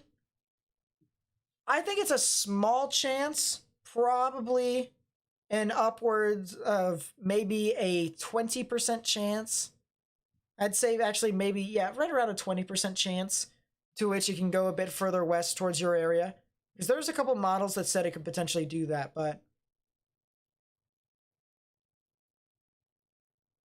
yeah. The ridge isn't supposed to be very strong. That's the thing. There's not supposed to be any wind shear here whatsoever. There could potentially be some residual effects from the tropical system over in the Pacific, but there's only a handful of models that see it extending even in the general area of the storm. It's not expected to be very, large and widespread. So all in all, there's not expected to be dry air here. There's not expected to be wind shear. The ridge is really just going to guide this system as it moves on land. Is this the same storm you were tracking yesterday? Yep, and the National Hurricane Center has officially made this into Tropical Storm Ida. Tropical Storm Ida. Could this system hit the upper Mississippi Valley? It definitely can track that way, but it will be a lot weaker than it will be when it hits land. So, definitely something to take into account with that. What kind of impacts can I expect? A plethora of power outages, significant storm surge and flooding, trees and power lines down, as well as a tornado threat on the northeastern side of the storm. I don't know where that specific tornado threat is exactly going to be, but wherever it makes landfall, anticipate it to be on the northeastern side of the storm. So for instance, this is just an example. This is not set in stone. This is just an example. Okay? Just an example. Let's say Ida here makes landfall somewhere over here near Lafayette and Morgan City, okay? Just a hypothetical. The tornado threat would be somewhere over here, right within that box. That's where the tornado threat would be. It's usually not on the western side because wind shear or the wind directional winds don't exactly favor it that way. But on the northeastern side, that is where the eastern or northeastern side, that is where the highest tornado threat will likely reside. So something to make a note of with that. But yeah, strong storm surge, widespread flooding, a plethora of power outages and trees down, and potentially a tornado threat as well. But it all depends upon where it makes landfall. As I said, don't exactly have an area as to where it will specifically make landfall. But we have an idea as to the general direction as to where it's going. And that's the reason why we're trying to warn as many people as possible as Ida moves into the Gulf of Mexico. So the latest advisory from the National Hurricane Center from 8 o'clock Eastern Daylight Time, which is when they made the advisory, is this thing is a 40-mile-per-hour tropical storm. And it has a minimum pressure of 1,006 millibars.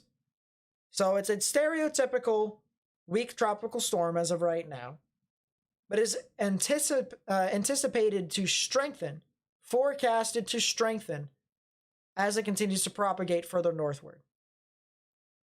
Generally, weak tornadoes, it depends. There's been some instances to where we've had EF2 tornadoes within the system, even EF3 as well. So it would just have to depend upon the stipulations and the conditions surrounding the system. But there definitely is a possibility for that. Thank you for the streams. As a spotter, I need all the info I can get. Trying to help keep my community safe. Not very many spotters here. Yeah, I can see that.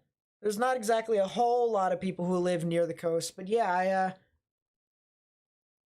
I definitely get where you're coming from, and yeah, no problem. I'm gonna be continuing to do updates like these, so if you want to stay tuned, feel free to do so. But weather's kind of my passion, so I continue to do this more and more and more as time continues to progress. But yeah, this is definitely a very concerning storm. Very concerning storm. So yeah, as I said, here's the HWRF model. We'll go back to the beginning here again. We'll do a little bit more of a analysis with this. Let's take a look at the humidity and see if that dry air impacts the system. Maybe a little bit overnight tonight into tomorrow morning. Some of that dry air could seep into the southwestern side, possibly prohibiting this from intensifying further. But then once it passes Cuba, of course, then it's going to start doing dents. So, lot of activity. Will this head off to Wisconsin? Probably not. Probably not. I do want to do something here real quickly. I'm not sure if I can, but I'm going to try to. Excuse me.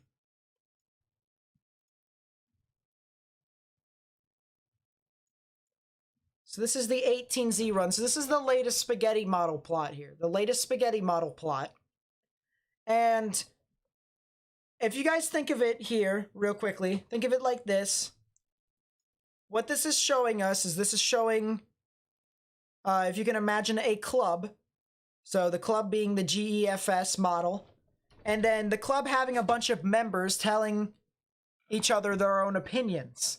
And so these little lines that go all throughout, you know, the Gulf of Mexico into the United States, that's their own little opinions that they form. And so you can see here, most of the models think that this will most likely head off into Louisiana. There's a couple that head off towards Mississippi and Alabama. There's a couple that head off near Texas, near Houston. But the general consensus is that this thing will most likely head off into Louisiana. And that's the main concern here with this system. And the other thing here too is that as this continues to progress, you can also see it starts to change colors as well. It goes from green to red to orange, or not from green to red, from green to yellow to orange to red. Goes in all sorts of these different colors. And so what that basically indicates is that indicates the low pressure system, the lowest pressure of the center area of circulation. So basically what the lowest pressure, minimum pressure of the system is. And we can use that to determine as to whether things could potentially be significant or not. So if we take a look over here on the right side, we can see that color code that indicate with each color as to what pressure it actually is. So this blue over here to yellow, that indicates about tropical storm strength. Orange to red is about category 1 to category 2. This dark red here to this kind of bright pink is about category 2 to category 3. This bright pink to this hot pink, or hot pink to this real pink, it's about category 3 to category 4. And then from pink and then down further, that's category 5 strength, category 4 to category 5 strength. So there is a lot of activity here that is already shown that we have the potential for some of these very dark reds over here, which, as I mentioned, could potentially be around category 2 to category 3 hurricane strength. That's the reason why, I made a prediction last night at the last program that we had, to where I honestly thought that, landfall was going to be somewhere near Morgan City, Lafayette, whether it was a little bit further east, a little bit further west, that's, it would have to depend. But I also said that it would most likely be a 125 mile per hour category 3 hurricane. Now, it could be stronger, it could be weaker. I hope to God it's weaker. I do not want this to be a major hurricane, but it looks like, as this continues to unfold, it most likely will be a strong hurricane to a major hurricane.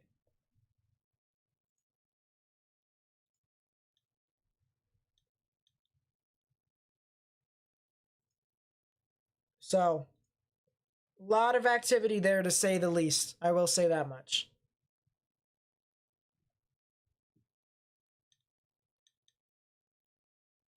Any questions here? Hi, I live in Grand Isle in a place called Raceland and Laforche Parish. What kind of impact should you expect? Just got off of work and wondering if you need to worry about cutting your trees down. Well, the thing of it is that, first things first, I should inform you that they've already issued voluntary evacuations in place for your area. So if you do need to evacuate within your area, you can. You definitely can. However, if this system continues to go at the rate in which it does, it could potentially be a category 2 to a category 3 hurricane upon landfall. I am anticipating it to be a Category 3 hurricane. The National Hurricane Center expecting it to be a little bit weaker than that. But they did note that it could rapidly intensify and be stronger than their current prediction. So that's always something to kind of keep in mind as well. But we are anticipating this to be a very strong to major hurricane somewhere within your area. And according to the National Hurricane Center, the highest likelihood as to where this could potentially make landfall is somewhere around Grand Isle. So I can anticipate some heavy amounts of storm surge, preliminary amounts about 5 to 8 feet of storm surge. It could definitely be higher if it intensifies into a major hurricane, which would be a Category 3 or above. It could definitely be higher. I'm anticipating widespread power outages, as well as trees down, and a potential tornado threat to go along with it. So, I would definitely prepare ahead of time. I would definitely do so. And that's kind of the preliminary thoughts I have right now. I can't exactly say as to how strong it will be until probably Saturday morning. Saturday morning is when I'll be uploading my YouTube video. I'll have another YouTube video for tomorrow morning, of course, so I might even have an idea as to how strong it could potentially be tomorrow morning, which if you guys pay attention to that, feel free to do so by turning on channel notifications if you're subscribed. If you're not subscribed, you probably should, because this information could flip on a dime. Things could change very quickly, so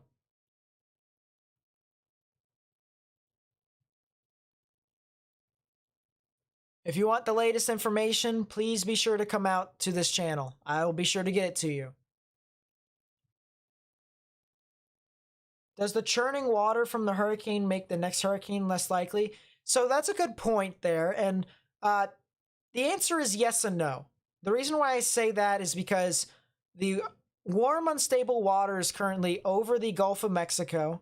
We'll keep this on the 3D satellite imagery here for right now as I talk. But the waters over the Gulf of Mexico are very warm and unstable, basically allowing for this to intensify as significantly as it possibly could. In regards to how intense it could potentially be, who knows? But the intensification process is there. Now, after the fact, when it uses up some of that energy, there will be some residual effects. And we can actually see that here. Actually, if I go to another model real quickly, just real quickly, and we go over to the HWRF model, but we go on if we go on Weather Bell here, we can see exactly that. So watch this here, guys. Top left-hand part of your side is the wind speed, about, I'd say, a couple thousand feet above the surface, probably about 1,000 to 2,000 feet above the surface, something of the sort. Maybe some stuff a little bit closer to the ground, potentially. On the top right-hand part of your screen, that's the amount of moisture content that is there, so your precipitable water, a lot of rain within a specific area. On the bottom left-hand part of your screen, that's your sea surface temperatures here, sea surface temperatures. So we get to follow up with that. And then at the bottom right-hand part of your screen, that is your simulated radar as this continues to propagate further northward. So let's look at this here as it continues to get closer and closer towards the coastline. You can see how as it continues to move about, the sea surface temperatures actually get lower and lower. We'll go back here and show you all here again. Notice how most of these sea surface temperatures over here are kind of this bright tan, about 30 to 31 degrees in Celsius. But then as it moves over there, those bright tans start to wither away, and you even have dark browns over here. It starts, the water, the ocean content, the sea surface temperatures start to get a little cooler and cooler, and that's because this system is sucking in all of that warm moisture from the actual sea surface. So as it continues to propagate further and further, of course, you can see how the sea surface temperatures get lower and lower, and then all the way up until it makes landfall. So that's the big thing there. That's the big thing there. Is that it most likely will weaken the sea surface temperatures by using that energy. Now, the question was whether or not that could weaken hurricanes later on. It would have to depend upon when the next tropical system would form. It would have to honestly depend upon when it would form. All right. So we have a couple models here. If we go over to the GFS, go over to the GFS model.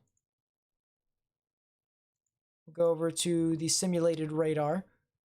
Over here is Ida. So it's made landfall by now, and it's propagated further inland. And you can see there's another area of showers and thunderstorms that start to develop sometime around Tuesday evening into Wednesday morning, August 31st into September 1st, right over here near Panama and South America. And this will continue to propagate further and further northward and form into a kind of weak tropical system. We've had a couple other models that say this will become a strong tropical system, but the general consensus is that there'll be an area to watch here that'll propagate further and further northward. And according to this model run, this actually weakens and then actually disintegrates further and further, so that's the good news. But then another area to watch out for is the potential moisture later on, and you see that there could potentially be a tropical system out in the middle of the water. That's a very high likelihood as well. But then you also have another area here that starts to develop. This is right around the peak of hurricane season, so more activity here. And if we even make it larger here, we make the screen larger and we look at the entire basin of the Atlantic here, we should be able to see, hopefully if the model run can load, that'd be great. It's taking its time. It's doing its own thing. All right, there we go. It's loaded. So you can see the tropical system that forms and moves off to Cuba. You have another tropical wave that's over here that moves about. That could potentially become a hurricane as well, which if that does become a hurricane, then that'll be another named storm. And then you could potentially have another tropical wave even after this. Of course, it probably would be a little bit weaker, but that's from the GFS. And we even have a couple other areas to watch as well. Even earlier. I mean, we have, if we look over here at the National Hurricane Center, we have 3 areas to watch here. We have Ida, of course. We have Invest 97L, which is over here in the middle of the Atlantic. And then we have Invest 98L, which is right about here. And both of these areas have a very strong chance for formation over the next 5 days. 70% chance of formation. The good news is, it's expected to stay over water. So not exactly expecting land impacts from these systems. So we won't talk about that all too much. Unless if they become named. Then we'll just give like a short saying as to how strong they are. And then move on with our lives, more or less.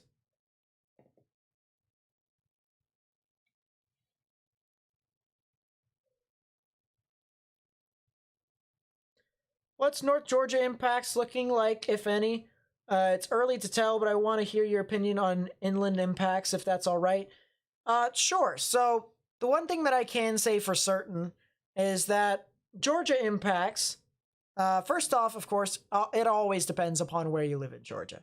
But in regards to Georgia in general, you guys could potentially see some scattered showers and thunderstorms from this system when it moves on through, probably at the end of August into early September. So sometime August 31st into September 1st, you guys could be seeing some scattered showers and thunderstorms, potentially even a localized tornado threat from this system as it propagates further on. So the beginning of the work week of next week, not Monday, of course, it would be Tuesday and Wednesday.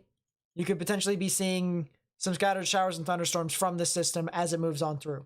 So that's kind of my general idea as to what this could potentially look for your area. If you were to ask me Alabama or Mississippi, that'd be a lot harder for me. But luckily, because Georgia's not directly being impacted by the system, it's a little bit easier to answer. But I can still make the answer just a teeny bit broad. of course, because, you know, as you mentioned, still a little far away to say as to what we could expect specifically.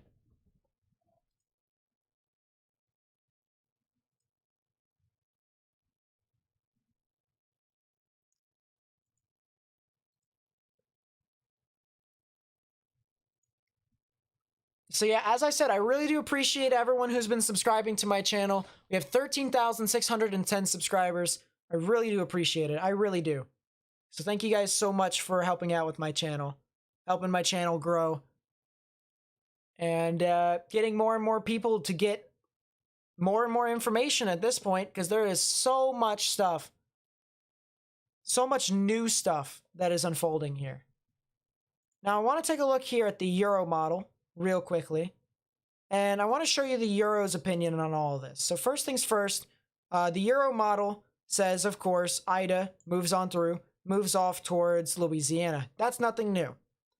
Then we have the potential for this tropical storm or tropical system to form into a tropical storm. That would possibly be Julian. That's the next name here on the line of names. But potentially something right there to form, and then potentially something right there to form. That's Invest 97L, and the bottom is 98L. But then if you look past this, look at the next tropical wave here. Look at this. We have another system, just like what the GFS said. Sometime around the 31st into the 30s, well, I almost said 32nd. That would have been stupid. The 31st into the 1st of September, another tropical wave moves off here. And that could potentially rumble its way through the Atlantic. Now, whether or not it impacts land, it's a little too far out to say. I mean, the end of the model run takes it somewhere over here in the middle of the Atlantic. But we'd have to see, and we'd have to talk about it a little bit later on, potentially after Ida makes landfall. You're up near Nashville. What can you guys expect? About the same things. Same things as Georgia. Maybe not as high of a tornado threat. Let's see if I can go to the regions here.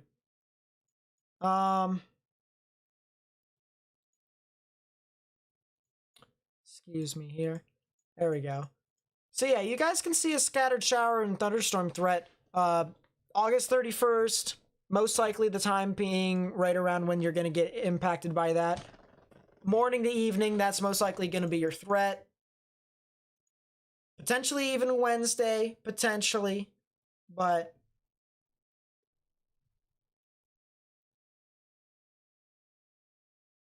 yeah, there is a lot of stuff there. What about southern Mississippi? Yeah, you guys definitely need to watch out for this system. If this thing does end up making landfall somewhere near the Mississippi River Delta, you guys could potentially be seeing some storm surge impacts along Gulfport and Biloxi, Mississippi. So if you live over there, definitely need to watch out for that system, 100%. If you live just south of New Orleans, probably will evacuate, but if I don't, get me some good footage. Well, be safe if you're going to do that. All right, I don't want you to risk your life for getting footage and stuff like that. Your life is a lot more important than just some footage. Although, that's what people tell us about storm chasers, and yet here we are, so... We're a bunch of idiots.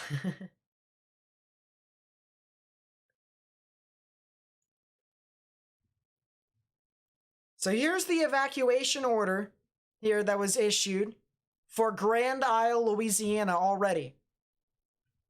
August 26th, 2021. As Tropical Storm Ida enters the Gulf of Mexico and the projected path is Louisiana, Mayor David Carmadel, or Carmadelli, either way, however you say it, Mayor Carmadel called a voluntary evacuation as of 6 p.m. 6 p.m. Central Daylight Time. August 26, 2021. All campers, RVs, and boats need to evacuate. Grand Isle School is canceled August 27th. Tomorrow, August 27th, 2021, after 10:30 a.m., a conference call with the GOHSEP, a mandatory evacuation will be called. So a voluntary evacuation for people who want to go ahead and get out ahead of time is being called right now. A mandatory evacuation will be called at 10:30 a.m. Central Daylight Time. That is telling people to get out of Grand Isle, Louisiana.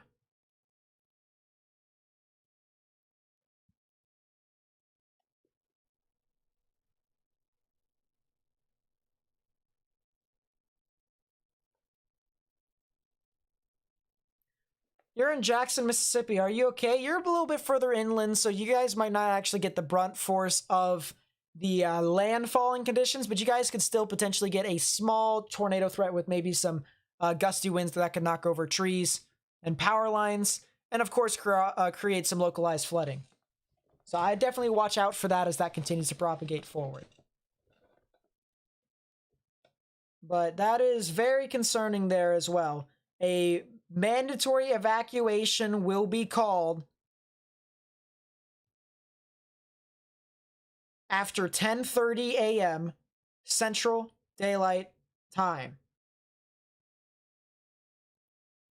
Southern Mississippi has not been called for an evacuation yet. Although places near Gulfport and Biloxi most likely could get some storm surge within that area. So I would watch out for that as well. If you live in southern Mississippi along the coast, you could potentially get some pretty significant flooding within your area.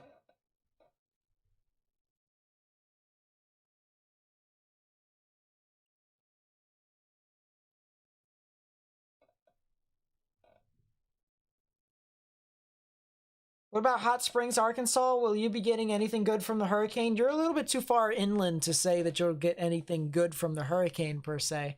But you guys could get some showers and thunderstorms. Not expected to be anything too significant for your area. As I said, you're a little bit too far north, you're a little bit too far west to really say for certain. But it would have to depend. Areas here in northern Mississippi and Arkansas, I don't exactly have a precise answer for you because I don't know where the exact track of this system, where it makes landfall, will be. This GFS system, the GFS says it'll make landfall over here in eastern Louisiana. We have another system, another model that says that it'll make landfall over here near Lafayette. We have another model that says it'll make landfall near Lake Charles. So it all depends upon where this thing makes landfall, and that can determine as to what your impacts could be.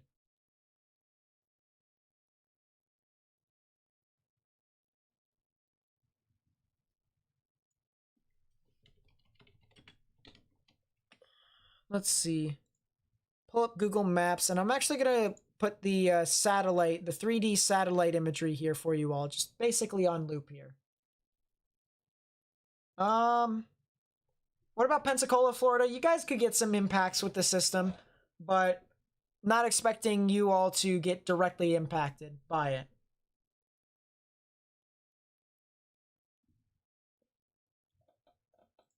What about Moore Mile, Alabama?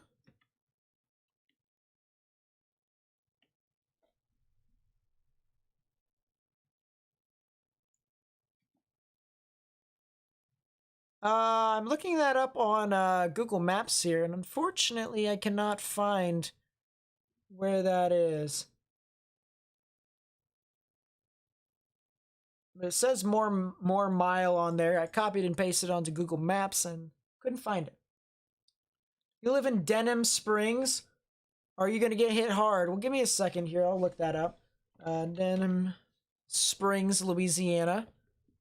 And you live over near Baton Rouge. So you guys definitely could get some impacts over there. I definitely could foresee that happening. Strong damaging wind gusts that could knock over trees and power lines, creating widespread power outages. A tornado threat that definitely could be possible. As well as some flash flooding across the board. Not from storm surge, of course, because you're not exactly near lakes or oceans, but just localized flooding is definitely possible within your area.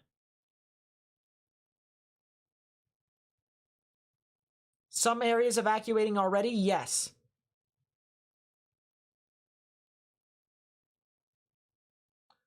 What about Mandeville, Louisiana? So Mandeville, Louisiana.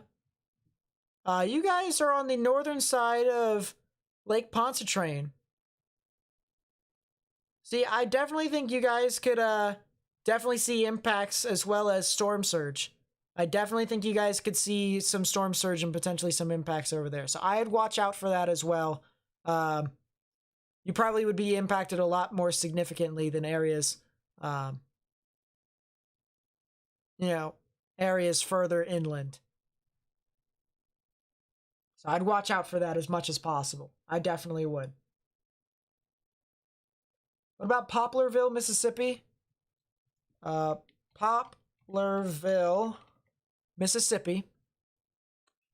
So yeah, they're expected to get some damaging winds and potentially a tornado threat as well as some flooding. But if it's exactly what it's doing here with its track, if it does end up going over that general vicinity, I do think you guys could see a possible stronger tornado threat than some other areas. That's if the track is the exact same. If this is where it ends up hitting, which is right next to Grand Isle, then yes, I do think your area in Poplarville probably will see a higher tornado risk than some other areas. So be on the lookout for that.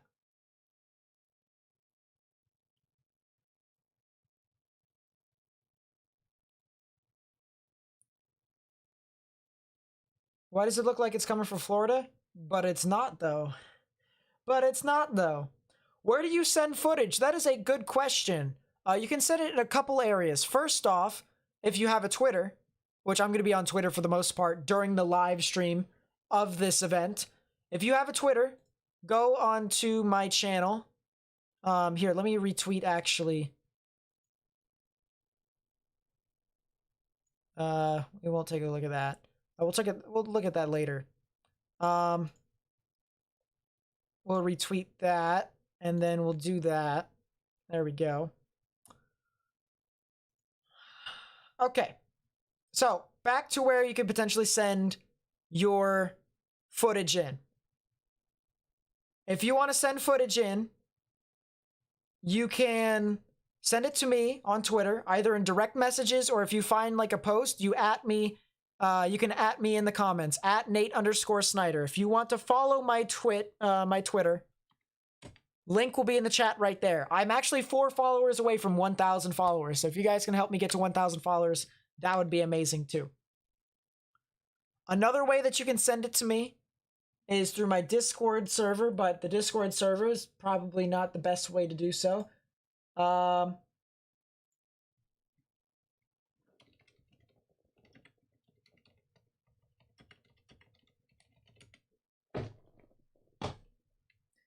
Ooh.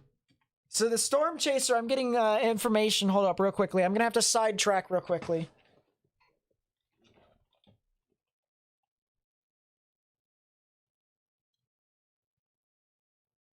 All right. Anyways, we'll get back on topic, and then we'll talk about the recent information that I just got here from my Storm Chaser, which is good news here for the channel. Good news for the channel. The other way, too, is that if you do want to send other stuff to me, send it to my Gmail. hockeyboyanate@gmail.com. I will spell it out here for you all again. So I'll make the screen white, and I will spell it out here for you all. HOCKEYBOYN8@gmail.com. If you have any footage that you want to send in to me during that live stream on Sunday, you can either send it to me on Twitter, which is at Nate_Snyder. You can send it to me on Discord in my DMs if you're in my Discord server. Or you can send it to my email. Send it to my email as an attached photo, hockeyboyanate@gmail.com. I will credit you with, I will say, hey, this is the person, this person sent me this. This is their name. This is where they found it. I would actually prefer that you guys would tell me around what area. You don't have to give me your address. Just say, you know, like a town or the nearest town next to you or something like that. All right. Just say something along the lines of that, and I can get you your I can tell the people where this came from and what the impacts were. So that would be greatly appreciated if you guys would help me out that way.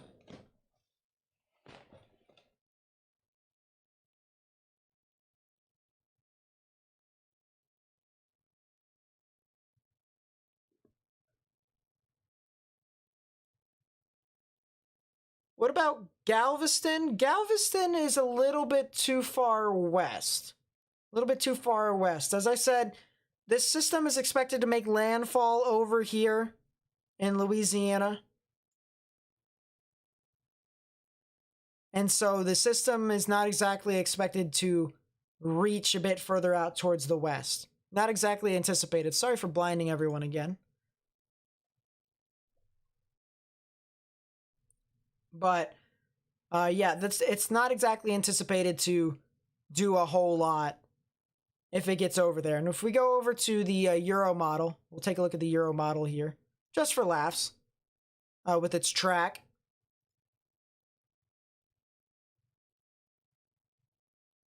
Where is the Gulf of Mexico here? By the way, for anyone, just for reference, I know I'm answering a lot of questions here. If I accidentally skip over you, don't take it personally. There's 350 other people in the live chat, and some of them are asking questions for me. So if I accidentally skip over you, if I lose my place, I'm probably not going to get to every single question. I'm going to try, but I probably won't be able to.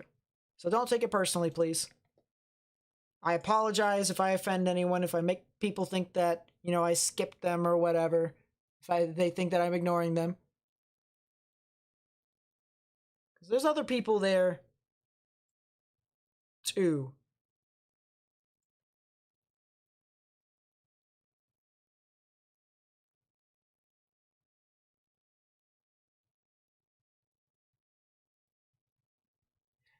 So as I said, here we go. Here's the Euro model.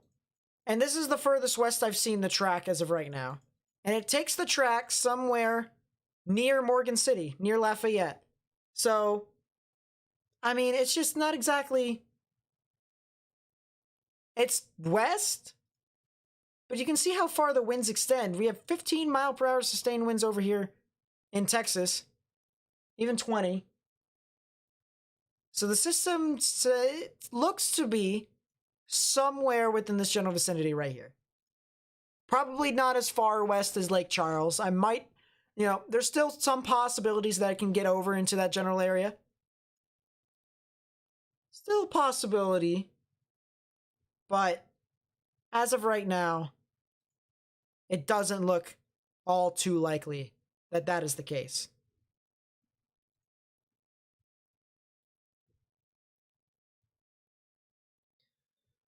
This is really interesting here.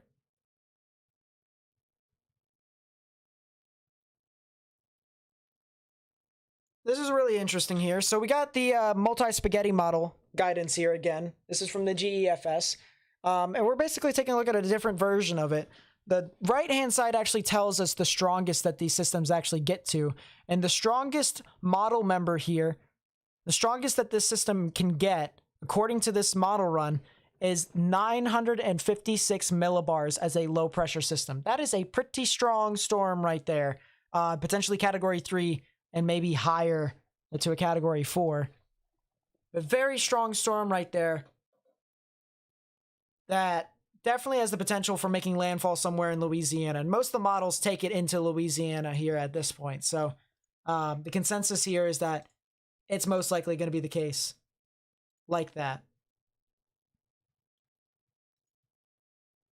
Let's... Geez, so the GFS is pretty weird with that. Let's take a look at the Canadian model. The Canadian model still takes it on the eastern side of Louisiana, which would kind of make sense.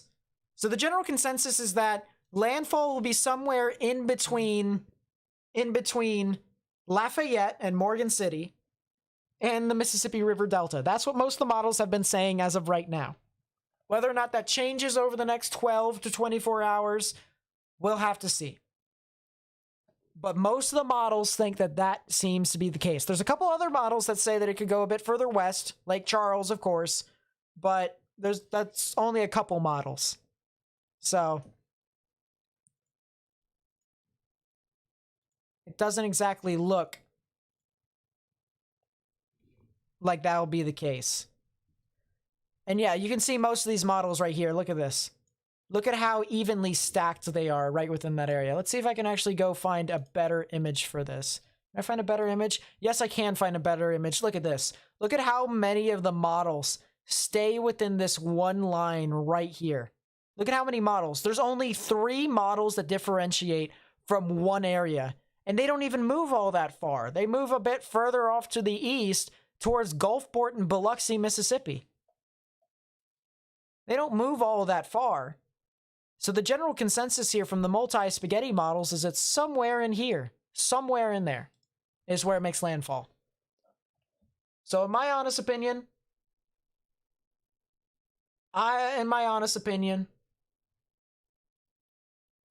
definitely could see some impacts here for people who are going to be impacted.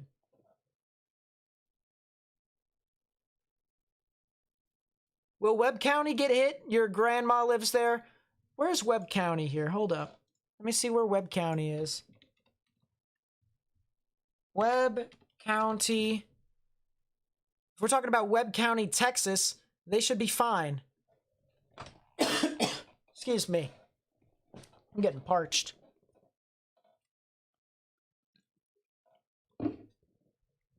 Excuse me. There we go. So, yeah, Webb County's over near the border of Mexico and Texas. Not anticipated to go that far. So that's the good news. I'm going to see if it's any other county.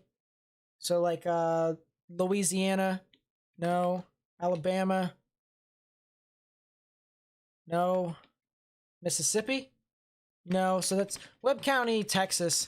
I don't think it'll be making impacts over there, so it should be fine.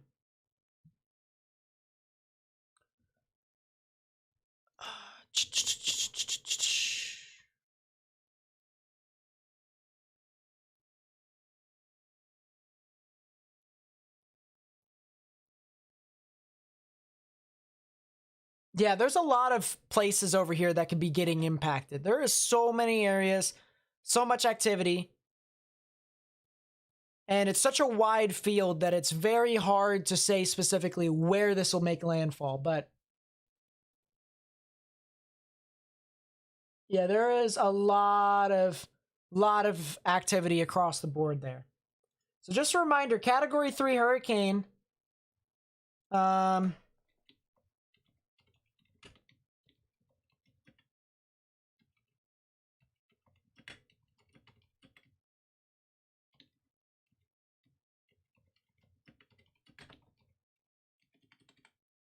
Lafayette to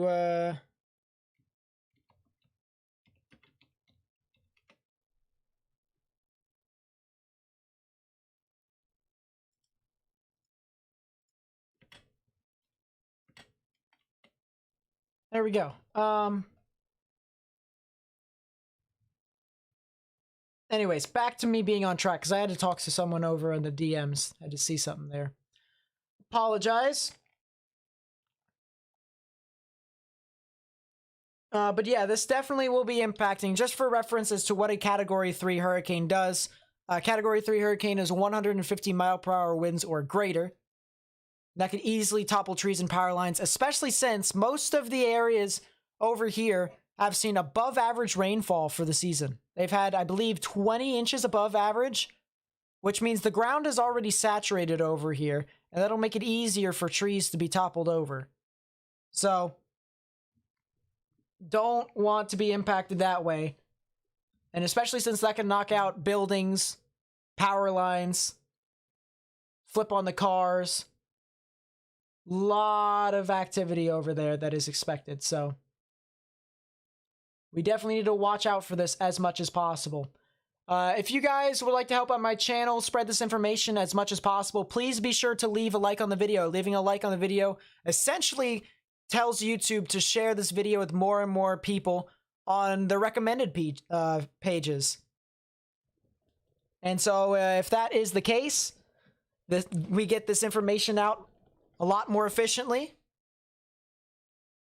And we try and spread the word at this point, because it's anticipated to make landfall sometime on Sunday.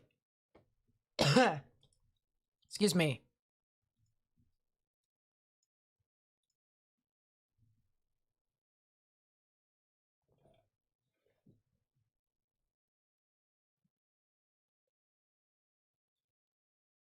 So really something that I'd appreciate your help out with. And then if you feel like other people you know might enjoy the channel, sorry for stuttering there, then feel free to share the channel out with them as well. That'd be greatly appreciated.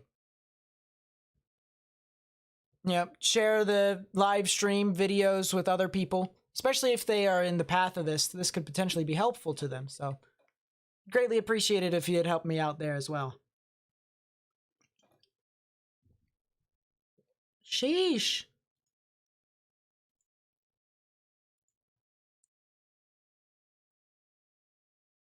There we go.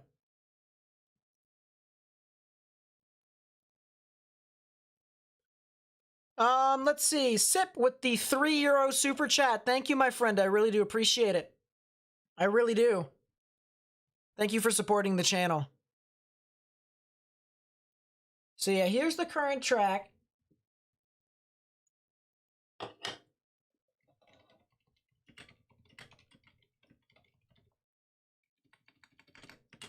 Right now I'm talking to my storm chaser as to whether or not he wants to be impacted by the storm or not. It's becoming more and more likely that he will be. It just depends upon how far to the east this thing goes.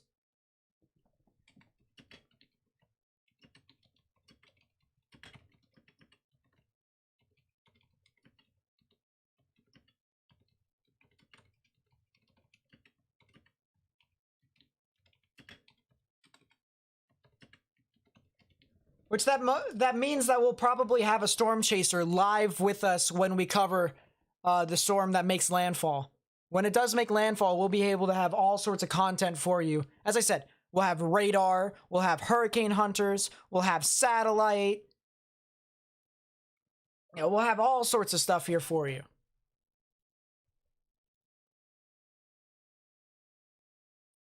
Hey Snyder, how bad do you think this will be in relation to the hurricanes that hit Louisiana last year? As of right now, I'd have to say somewhere in between. I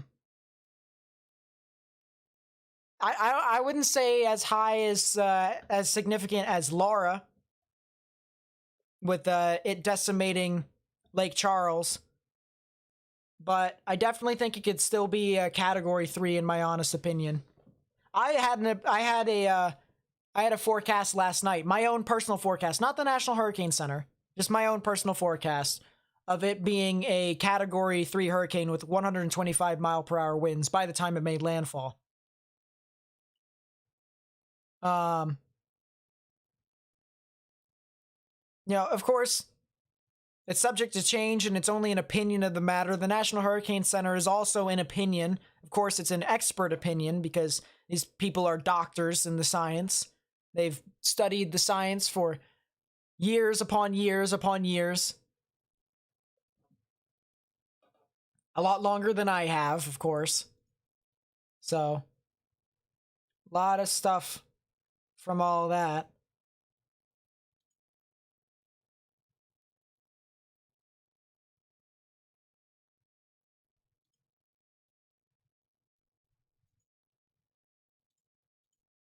Yep, there it is. So Max most likely is going, or not Max, geez, Mad Matt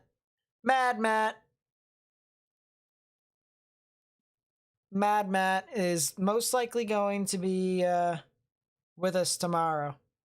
Look at this from Barry Butler Photography. Look at this from Barry Butler Photography. Absolutely amazing there. He caught this lightning image from these storms in Chicago last night. Look at this. Look at the lightning that hit the towers here.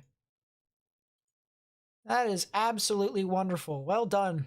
Well done by Barry Butler. Very amazing stuff.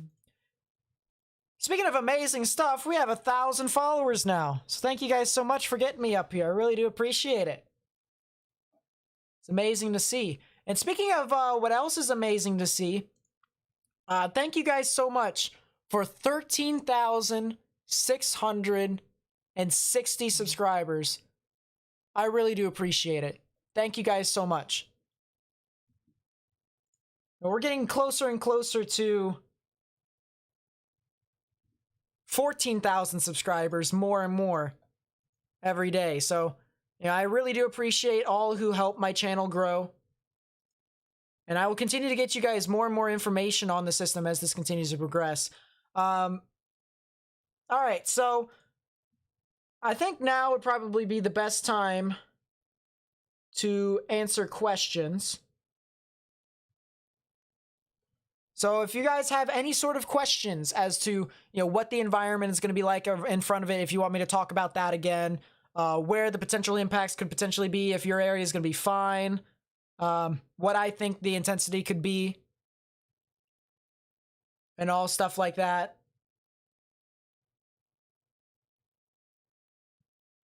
Any sort of questions that you guys may have. Is it going to be worse than Katrina? Probably not. Katrina was pretty bad with the flooding that it had. Of course, the levees in New Orleans are not exactly the best still. And rainfall rates could be relatively high. I don't see it being worse than Katrina. From Biloxi, Mississippi, subscribe. Thank you for the update. Thank you for coming out to the channel. I really do appreciate it. Yeah, and as I said, I say this over and over again, but, just for the new people who come into the channel, I will be updating every single day, over and over and over again. I particularly make videos in the morning, sometime around 9:30 Eastern, 8:30 Central. So if you want to come around that time, feel free to do so and watch my update video. It's around 15 to 20 minutes long. Lately, my videos have been under 20 minutes, which is actually surprising because usually my videos go a lot longer than that. But lately, I've been cutting short, sweet, and straight to the point with a lot of information, and I'm pretty sure a lot of my subscribers like that. So I'm going to continue to do that.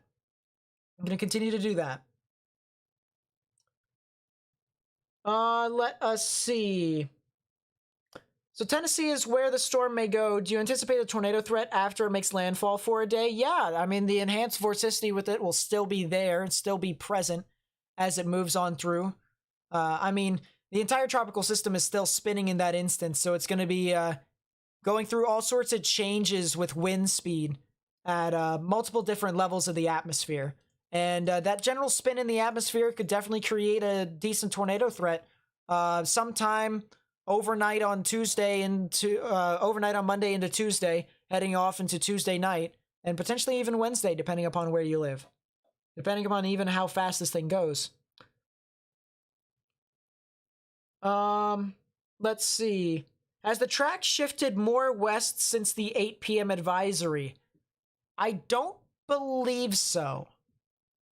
I didn't see that end up being the case. Let's go to the archive here. So that's the forecast advisory. Graphic archive. There we go. So this is cone 3-day with no line. Actually, let's go 5-day with line. 5-day with line. And then we'll go back. So it looks like it actually went a bit further east, which is kind of anticipated. Went a little bit further east with its track. Actually went a lot further east on its track. So notice here how it originally was going over places like Morgan City and Lafayette. And then with this latest track here, it's now taking it right next to Grand Isle in Louisiana. So it seems it went a little bit further east. Do I trust all the models that where landfall is? Well, I mean, I can't just trust one model. I have to look at a bunch of models and determine as to what I think is more reasonable. Based off of the knowledge that I know from the models and how consistent they've been, so. As of right now, I trust a couple of the models, some of which more than another, but that's the reason why I've made my forecast the way I have. And so, yeah. How much rain is this thing going to be packing? Very good question. Very good question. A couple things. First off, let's use the GFS, and then we're going to use the Euro model, because that's the two models we have at this instance that's going to tell us or give us that answer. And we're going to use surface precipitation for 96 hours.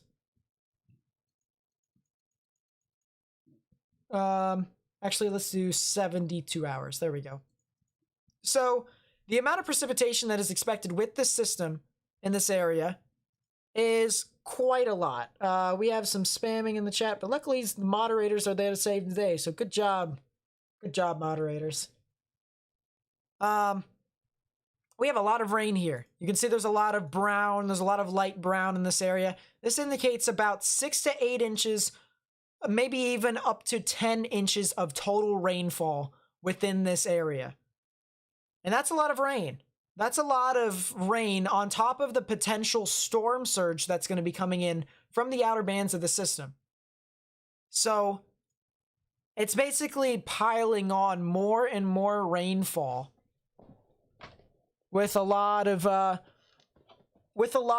total storm surge that this thing's going to bring in from the Gulf of Mexico. So definitely something to watch out for.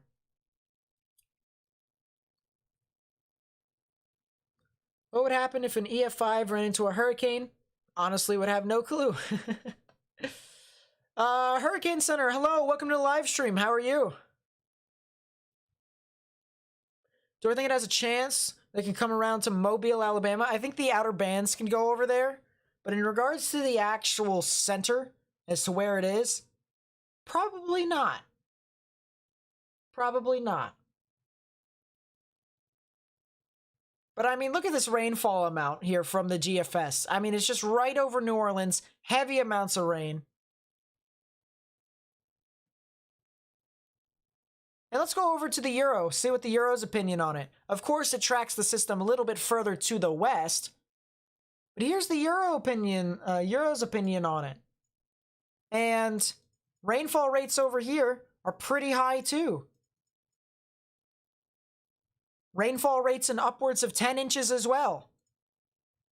Although those amounts are more localized near the coast. So once you get further and further inland, according to the Euro model, it's a little bit less, more and more. So something to watch out for. With that, looks more east to me in the spaghetti models. Yep, I would have to agree. Most likely southeastern Louisiana. Central to southeastern Louisiana is more than likely where it's going to be going out through. See you, Flasty. Thanks for coming out to the live stream. I really do appreciate it. I really do.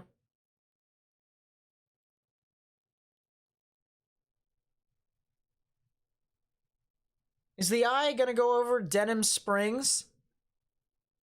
It's very hard to say. It's very hard to say where the eye is going to go because we don't exactly know where the eye even is going to make landfall here. So just know that I can't exactly answer that right now, but just realize that regardless, there's going to be some pretty big impacts around your general area. So just watch out for that. I'll probably have a better idea on Saturday night. So if you ask me again, I probably will be able to tell you. Do I think that this thing can make a landfall in western Mississippi? I mean, I definitely think it has the potential for it to head off across that area. In regards to landfall, I mean, the only way it can actually make landfall is if it goes over water and then goes onto land that way. So it'd have to hit Gulfport and Biloxi, Mississippi, and head west continuously. And I mean, that's probably not a high likelihood situation in that instance. So probably a whole lot. Do I anticipate the wind or a rain? What do I anticipate? The wind or a rain is a bigger threat. Both kind of go hand in hand, honestly. Both go hand in hand. Because the rain makes the ground saturated. The wind pushes the trees over, which has the ground already pretty saturated. And so it's definitely gonna be pretty crazy. Do I think that this thing? Oh, I answered that. Sheesh. Yeah, I remember Barry. I remember covering Barry. That was crazy. What's the worst tornado that has ever happened with a hurricane or tropical storm or tropical depression? It was with Dorian in North Carolina. I can't remember when that was, but it was like an EF3. I remember that much. I'm not sure if there's been an EF4 ever. Not sure if there's ever been an EF5, but I do know there's been an EF3, and so that's, to my recollection, the strongest tornado I've ever seen associated with a tropical system. Well, it hit Franklinton, Louisiana. Give me a second, my friend. Franklinton, Louisiana. Very good. And yeah, that's a little bit further north of New Orleans. So most likely you guys will be getting some impacts from this system regardless. In regards to what it actually is, it would have to depend upon where the landfall actually takes place. If it takes place somewhere near Grand Isle, then you guys could not only get some stronger damaging winds, but a higher chance for flash flooding as well. So I'd have to continue to watch out for this as this continues to progress on forward. But yeah, this is a lot of activity here that is anticipated within your general area. How much storm surge are we talking about for coastal Louisiana, Mississippi? Of course, the closer you get towards the eye, the higher the amount of storm surge is going to be.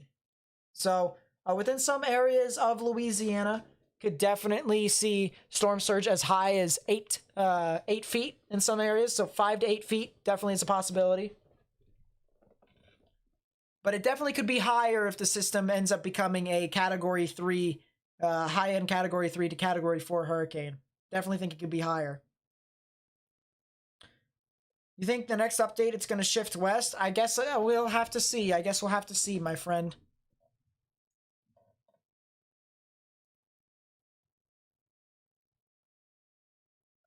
Let's see. Why would there be hail in a tropical cyclone? Don't believe there is. Don't believe there will be. Any chance this will bring more rain to northern Georgia after the large amounts of rain it has recently received? Yes, most likely will be on Tuesday into Wednesday next week. So watch out for that. Definitely watch out for that. Let's see.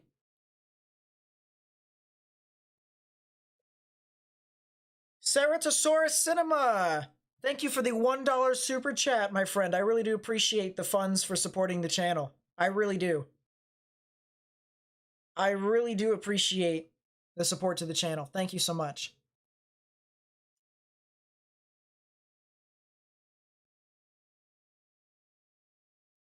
And trust me, I really do appreciate it.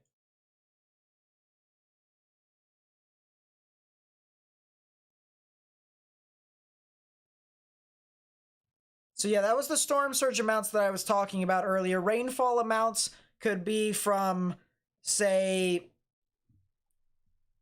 I'd say a conservative 6 inches of rain to potentially a foot of rain.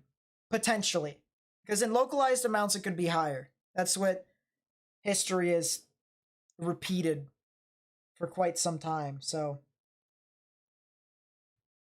a lot of stuff on that. A lot of stuff to watch out for.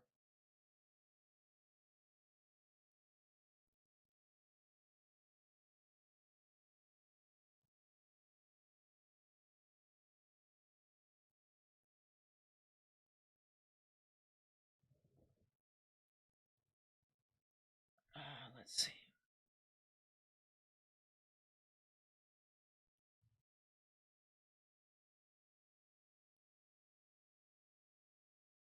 Seems legit, Daniel. Seems legit. How bad could Covington, Louisiana get impacted? Covington, Louisiana. Let me take a look at that. Covington,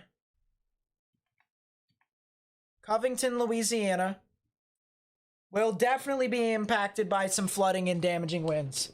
Will definitely be impacted by flooding and damaging winds. Most likely some localized power outages as well. So I would continue to watch out for the system, especially as it approaches on Saturday morning into Saturday evening. Around that time frame, definitely could be impactful right around that area. If you can you give a detailed prediction of Hurricane Ida for New Orleans? Yes, I can. Of course, it's going to be a little bit difficult because, as I mentioned before, we don't exactly know where this thing is going to specifically make landfall, and that makes a huge difference, believe it or not. But we do know that somewhere here, somewhere within this swath, is where the center of low pressure system is going to go. It could be as far west as this black line. It could be far east as this black line. But the thing that we do know is that the impacts from this tropical system will extend both eastward and westward from the system. So more than likely, areas here in New Orleans will be impacted, most likely by heavy rains. You know, heavy rain, as I said, as a conservative amount, probably 6 inches. I'll say 4 to 6 inches at minimum.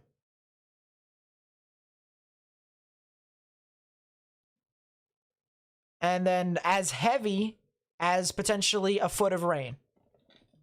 And then, of course, there's the storm surge threat as well.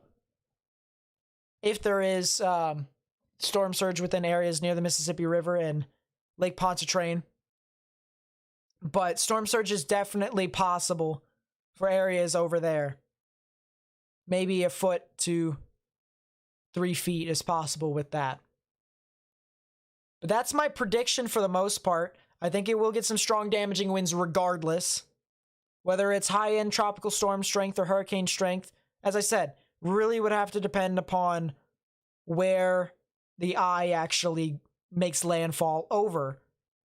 But as of right now, it seems as if, because there's been so much rain over near New Orleans, it's had a above average season of rain, the ground is already relatively saturated, so it's a lot easier for trees to topple over and create damage that way. Whether or not it, falls straight down on the ground without impacting anything or impacting cars, houses, power lines, that's to be determined, but still something to watch out for as time continues to progress and where we get more information as to where this thing will eventually end up making landfall.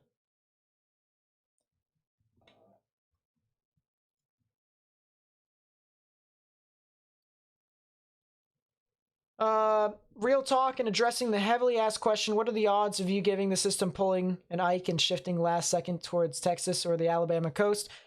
Probably a 30%, 35% chance for the both combined. For either west or east. 35% chance. The other 65% chance is somewhere in Louisiana, specifically southeastern.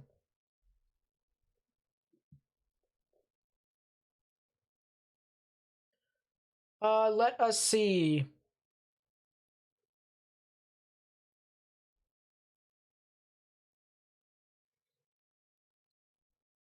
How bad will Houston get impacted?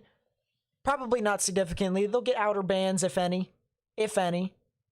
As I said, if it's a little bit further west, then you guys could potentially get some just general showers and thunderstorms. Not expected to be too intense. So I think Galveston and Houston are going to be in the clear for the most part as of right now, although there is that chance for the system to move into that general area. So watch out. If it does track a little bit further westward, then that's when we'll start sounding off the alarms. What kind of preventions did the U.S. make after Katrina? They tried and put levees. They put better levees to try and protect more land.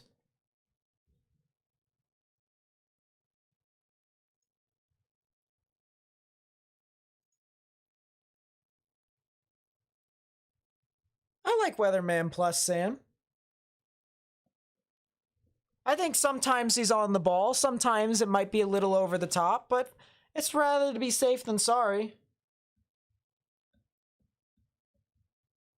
I like Weatherman Plus. Mark and I actually talk a lot with each other.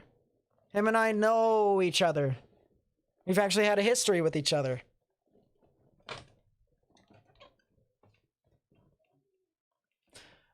What is the steering current with all this system?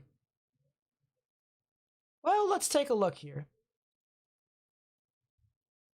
He does know some parts of the tropics. I think he pays attention to the models a lot more instead of gut instinct, but that's just how people forecast. So it's purely opinionated. Purely opinionated. But I like Mark.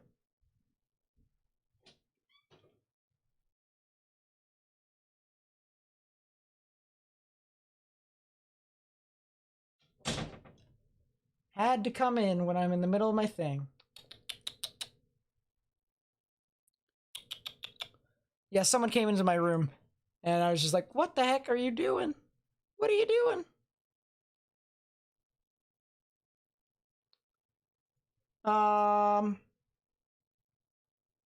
Let's see.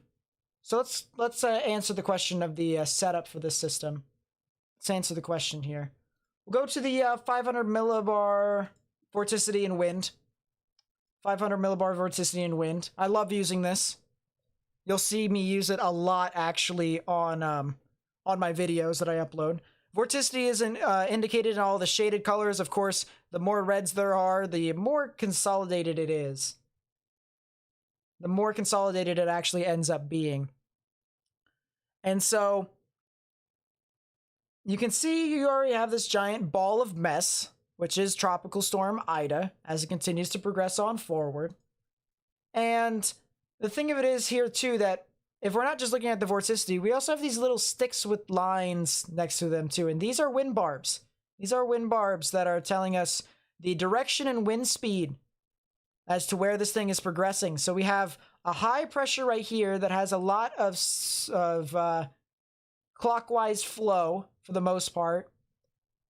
And this is going to be steering our tropical system further and further towards the north and west. That's definitely the current ongoing track that is moving on through towards the north and west. That's the overall consensus. Things have not changed. That's the reason why the peninsula of Florida is not going to get a landfall. This area, no.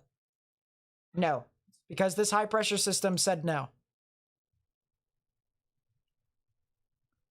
So this system will continue to move about, move closer and closer over here. Sam, can we not talk about other YouTubers, please? Can we not? Be greatly appreciated. Thank you. And can we not talk about other YouTubers in the chat, please? Thank you. Greatly appreciated.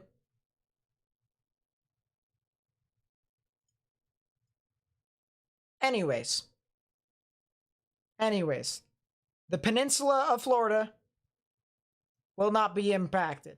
They'll get outer bands. They'll get some showers and thunderstorms over there. But it's definitely not likely that they'll get a landfall. So areas, say like Tampa, Miami, Fort Myers, they might get some scattered showers and thunderstorms. Nothing too significant. As this continues to move further and further into the Gulf of Mexico, what happens here is instead of the high pressure system being here, instead of the high pressure system being somewhere around here, it is now moved a bit further to the west. You can see there.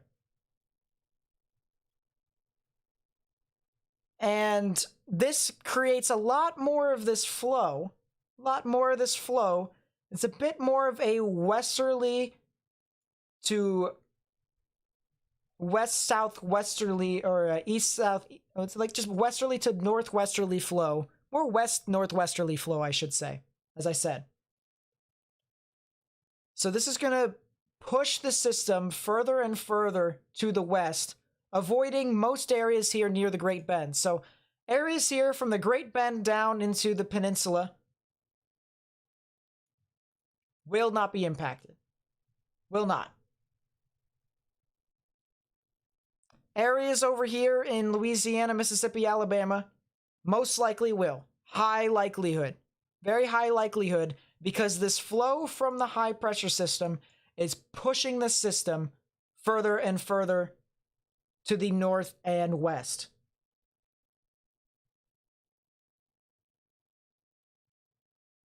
So definitely something to watch out for here as this continues to move about. Now, I'm not going to use models. All right, I'm going to say this here real quickly, all right? People who use the NAM 3-kilometer model for tropical weather, do not pay attention to it, please. Do not. The NAM 3-kilometer is not used for tropical weather. It's used for severe weather. It does not have an algorithm for hurricanes. So it makes it a lot worse than it actually is. And what I mean by that here is take a look what the NAM 3-kilometer does. And I know some YouTubers are going to use it. I know they're going to use it. I'm not going to name any names, but they're going to say NAM 3-kilometer, or they're going to say NAM model, and they're going to use it for their forecast. And I'm telling you right now, do not pay attention to it. I guarantee you, this will not happen. Guaranteed. It'll show up as a significant hurricane that'll be like a Category 5, and I guarantee you, this will not happen. It will not be DEFCON 5. It will not be DEFCON 5, DEFCON 2, DEFCON 3, DEFCON 1. It will not be DEFCON Infinite once it makes landfall. DEFCON 1, no. Will not be a significant Category 5. So if you see people who use the NAM 3-kilometer on YouTube, just know that they're doing it for views. They're doing it for attention. All right? So if you can just skip that part and then go to the parts that are actually useful. Okay? But in this instance right here, the NAM 3-kilometer, if you see anyone use it, I'm sorry, but it's stupid. And they're just doing it for views. So if you ever see it,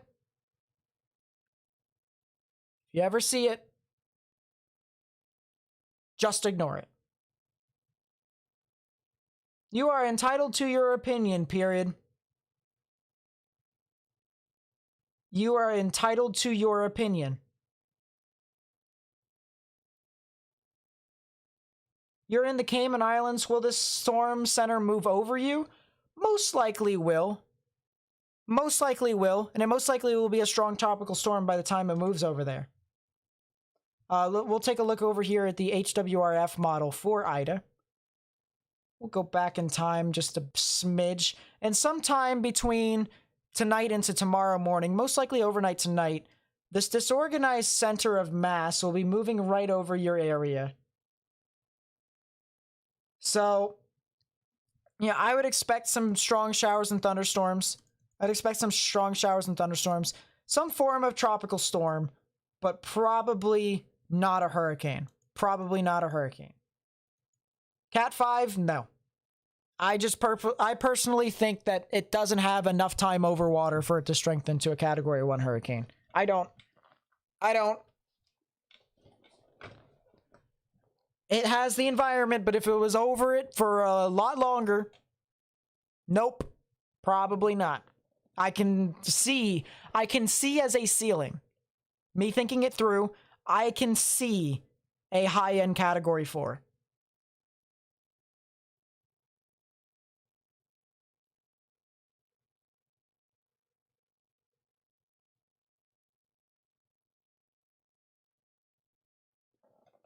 I cannot see a Category 5 out of this. I cannot. Unless if this significantly slows, and if a high pressure system forms out of nowhere, I cannot see this form into a Category 5. I can see it as a high Cat 4. I can see it. That's the ceiling. You know, 150 mile per hour Category 4. I can see that. But that's not my prediction. Okay? I would not be surprised if that was the case, because it could rapidly intensify into that. I've seen it before. But compared to past storms that I've seen previously, this doesn't have as much time over water as those other storms do. So, as of right now, my main prediction is a Category 3. That's my main prediction. National Hurricane Center is high-end Category 2 to potential Category 3. That's their prediction. So, it would have to depend. But the weather models support it. The National Hurricane Center supports it. For a strong hurricane to potential major hurricane.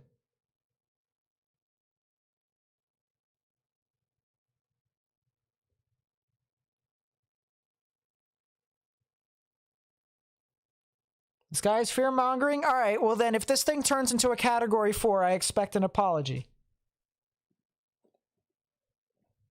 Because it's definitely possible. We saw it all the time last year. Every single storm that went into the Gulf of Mexico in August and September, it turned into a Category 3 or 4. And it went significant. But that's why I'm saying Category 4 is a ceiling. I don't think it has enough time to turn into a Category 5, as some other people might think. I don't.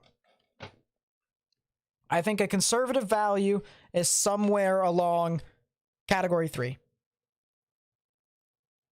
I do not see Category 5.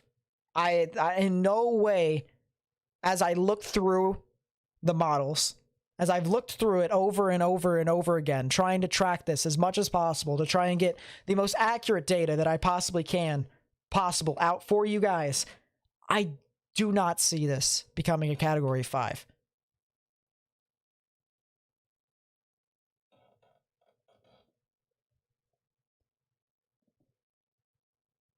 NAM 3-kilometer model says Cat 5, which will never happen. And that's the reason why I say, if you see anyone that uses the NAM 3-kilometer model, if they say NAM 3-kilometer in their video, skip that part. Skip it. Because they're just doing it for fun. Unless if you want to see it for a meme. I love memes. I make fun of the model every single time. Every single time that comes about.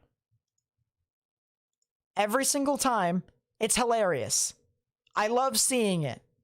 Because it's funny. We already know it's not gonna happen, but it's funny. You know what I mean? So if you want to take a look at it for the memes, why not? But just the model, it's ridiculous. Please, if you see anyone to use it, please skip that part. For your own sanity.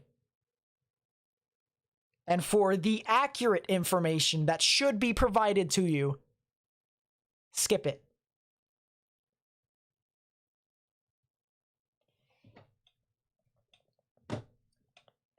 At what strength will the storm hit us in the Cayman Islands? Most likely will be a 45 to 50 mile per hour storm. I will say 45 mile per hour storm as of right now. I think that's definitely the case.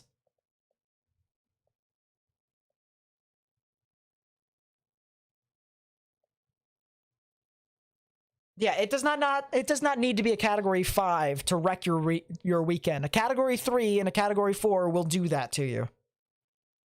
Impacts will still be pretty significant. That's the big thing there. That's why they call it a major hurricane. Because it will create major impacts.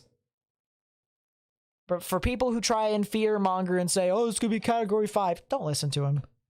Please. Please don't. And no other model besides the NAM 3-kilometer model where it says that. There's no model that says it. There's none. This model right here is used for severe weather only. It has its own algorithms for that. It doesn't take into account hurricanes, tropical storms, typhoons. It doesn't have its own algorithm for that, and that's the reason why it is as bad as it is. Anyways, enough of that. Enough of that. That's the big thing there. If you just see it on other people's channels, just know they're doing it for views. They're doing it, I don't want to say for fear-mongering, but they're just doing it for views. So, there you go. So, let's take a look, because some people are asking, and they're very good questions here. We'll take a look at this sea surface temperatures analysis here. Sea surface temperatures going to be really interesting, play a huge role for the most part with this system. If we take a look at the Western Atlantic, you can see very warm sea surface temperatures here indicated in Celsius. Look at this. You have a lot of these 29 to 30 degrees Celsius waters here in the Gulf of Mexico. This favors rapid intensification. So the potential for this thing to strengthen significantly is possible as it continues to move on through into the Gulf. So it's not a matter of will it strengthen, it's how much it will strengthen and how much time does it have over water. So we got some very warm sea surface temperatures over there. And then we got some very unstable waters right within that area of which it's heading off to. If we go back to the track of the system, we can draw a line here and say about halfway in between the Yucatan Peninsula and the Mississippi River Delta is where the track is supposed to take. So if we go back over here to the thing as it continues to move about, you can see that there's a little bit of a lip here that extends over. So as the system moves about, moves over here, tracks along this general area, it moves right over all these bright colors. And you guys might be wondering, what the heck is all of these bright colors, Nate? Well, this indicates the amount of unstable energy there is in the sea surface temperatures in the actual ocean water. And so areas in blue, not exactly unstable. Areas in the yellow and greenish, you have a little bit of instability. Once you start getting into the oranges, reds, and whites, that's when you know there's a lot of energy for this system to intake and rapidly intensify significantly. So there is a lot of energy out in front of this system. And it is expected to intensify further and further just based off of what the energy is currently looking like out there right now. So that's the big thing there. Is that it isn't, with the stuff that we have in front, that's the reason why the National Hurricane Center anticipate this to rapidly intensify, moving closer and closer towards Louisiana. And that's the reason why I anticipate this to rapidly intensify, even into a Category 3 hurricane. And just for reference here too, with similar stipulations,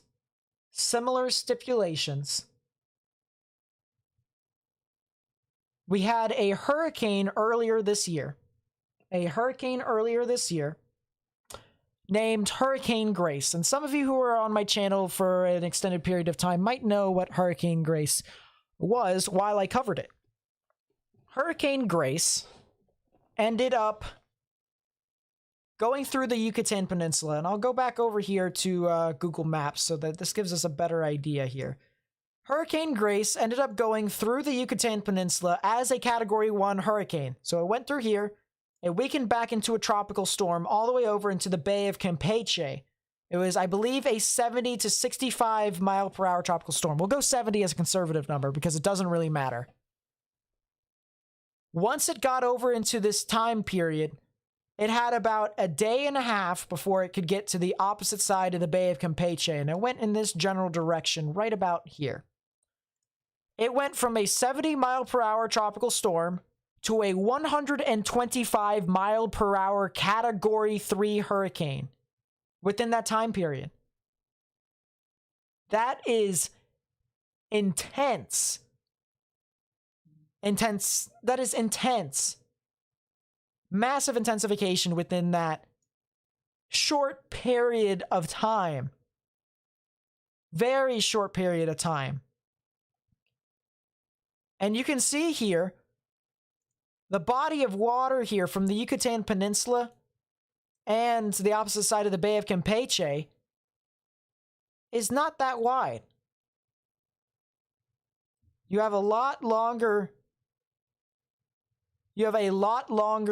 stretch here of water from Cuba all the way over to Louisiana compared to the Bay of Campeche.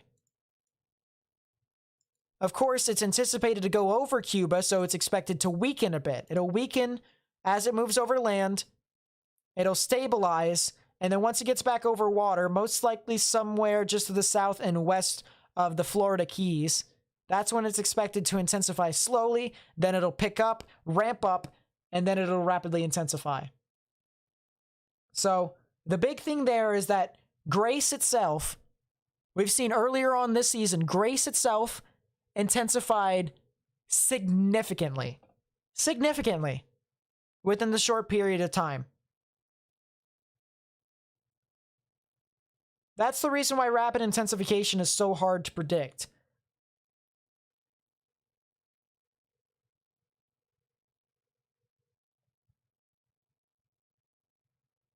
And so we're just going to have to continue to watch out for this as much as possible as we continue to get more and more data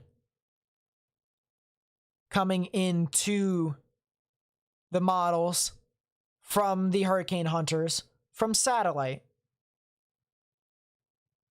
Once we get more and more data, we'll have most of the answers that we need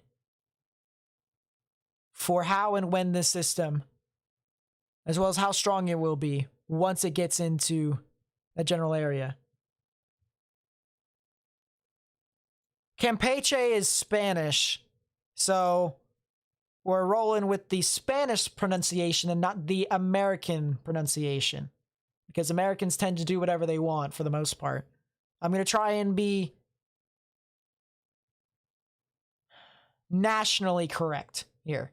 And in this instance, it's Campeche instead of Campeche.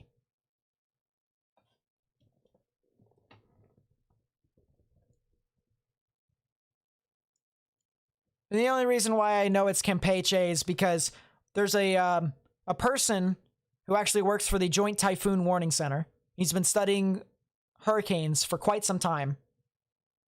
And he pronounces it that way. He's even worked, as I said, with the Joint Typhoon Warning Center, which is basically something similar to the National Hurricane Center. So the professionals pronounce it Campeche.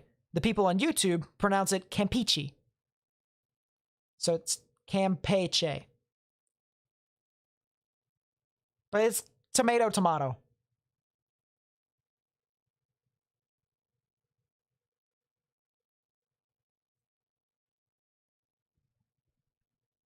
Either way, however you want to pronounce it. Models are moving west towards Vermilion Bay. Is that real? Which ones?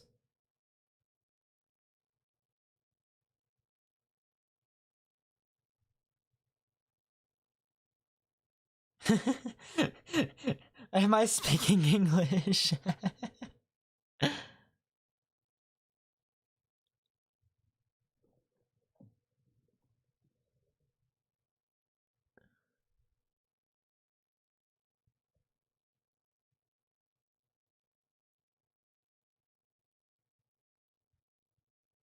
Yeah, I don't see how the models are trending further west, honestly, towards Vermilion.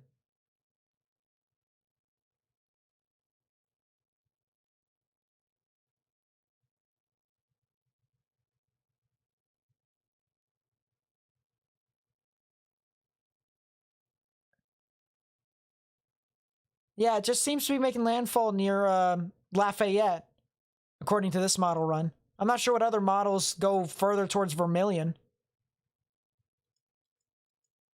It's not the Canadian model. Canadian model anticipates this around the Mississippi River Delta. Spaghetti, Euro, and HWRF. HWRF trends it near Lafayette. which is where it was always at. And then the Euro model transit near Lafayette as well. So it's not exactly Vermilion. Vermilion is a bit further over here, if I remember correctly. That's Cameron.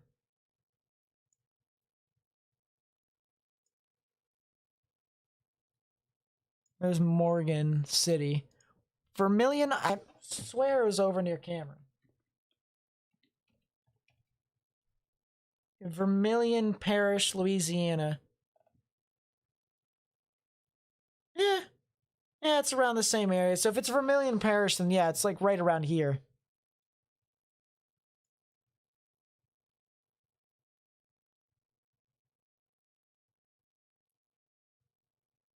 But yeah, right around Vermilion Parish. Right around that area. Definitely could see landfall. Definitely could.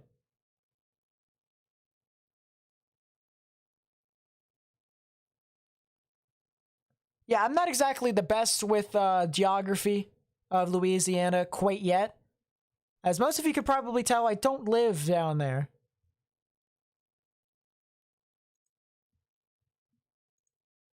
Appreciate that, Sam. Thank you much. Of course, I'll be learning more and more as I continue to do this on YouTube, but yeah, the Vermilion Bay right here into near Vermilion Parish. Definitely could see that. I definitely could see that. But that's right around where I anticipated this to, that's right where I anticipated this to make landfall last night. That was my prediction.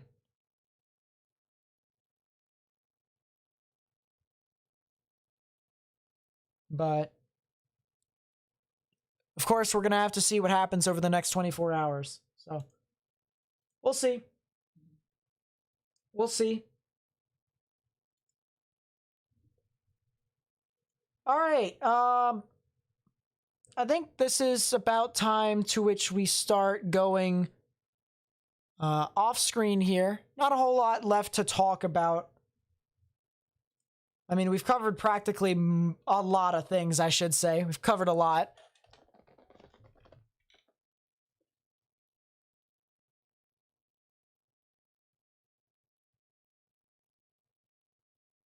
So yeah, I mean, the general consensus here for the most part, I think we all can agree, is that most of the models think that it'll be somewhere in between Lake Charles and the border of Mississippi and Alabama. Somewhere over there. A lot of the models, although there's a couple that take it over here towards Lake Charles and Galveston, a lot of the models say somewhere within here. If we go over to the GFS, it's a little bit over to the side, so not exactly the same thing, but you can see most of the models take it somewhere over here in southeastern to central Louisiana. So that's definitely something to watch out for. I could foresee this. I could definitely see that happening. I definitely could. And so we'll have to watch out as this continues to progress further and further. I will be uploading a video tomorrow morning, 9:30 p. Oh, not 9:30 p.m. Geez, 9:30 a.m. Eastern Daylight Time, 8:30 a.m. Central Daylight Time. So if you guys want to come out to the video, feel free to do so. All I ask is that you do like the video and please leave your thoughts in the comments down below. That would be great.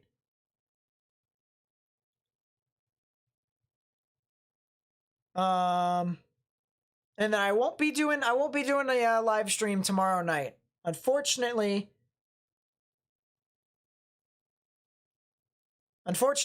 for the channel, I will be somewhere else tomorrow night. Be out with my family, so I won't be live streaming tomorrow night. The plan here is that I'll be making a video on Friday morning, Saturday morning, and then we'll have another live stream Saturday night at 6:30 p.m. Eastern Daylight Time, 5:30 p.m.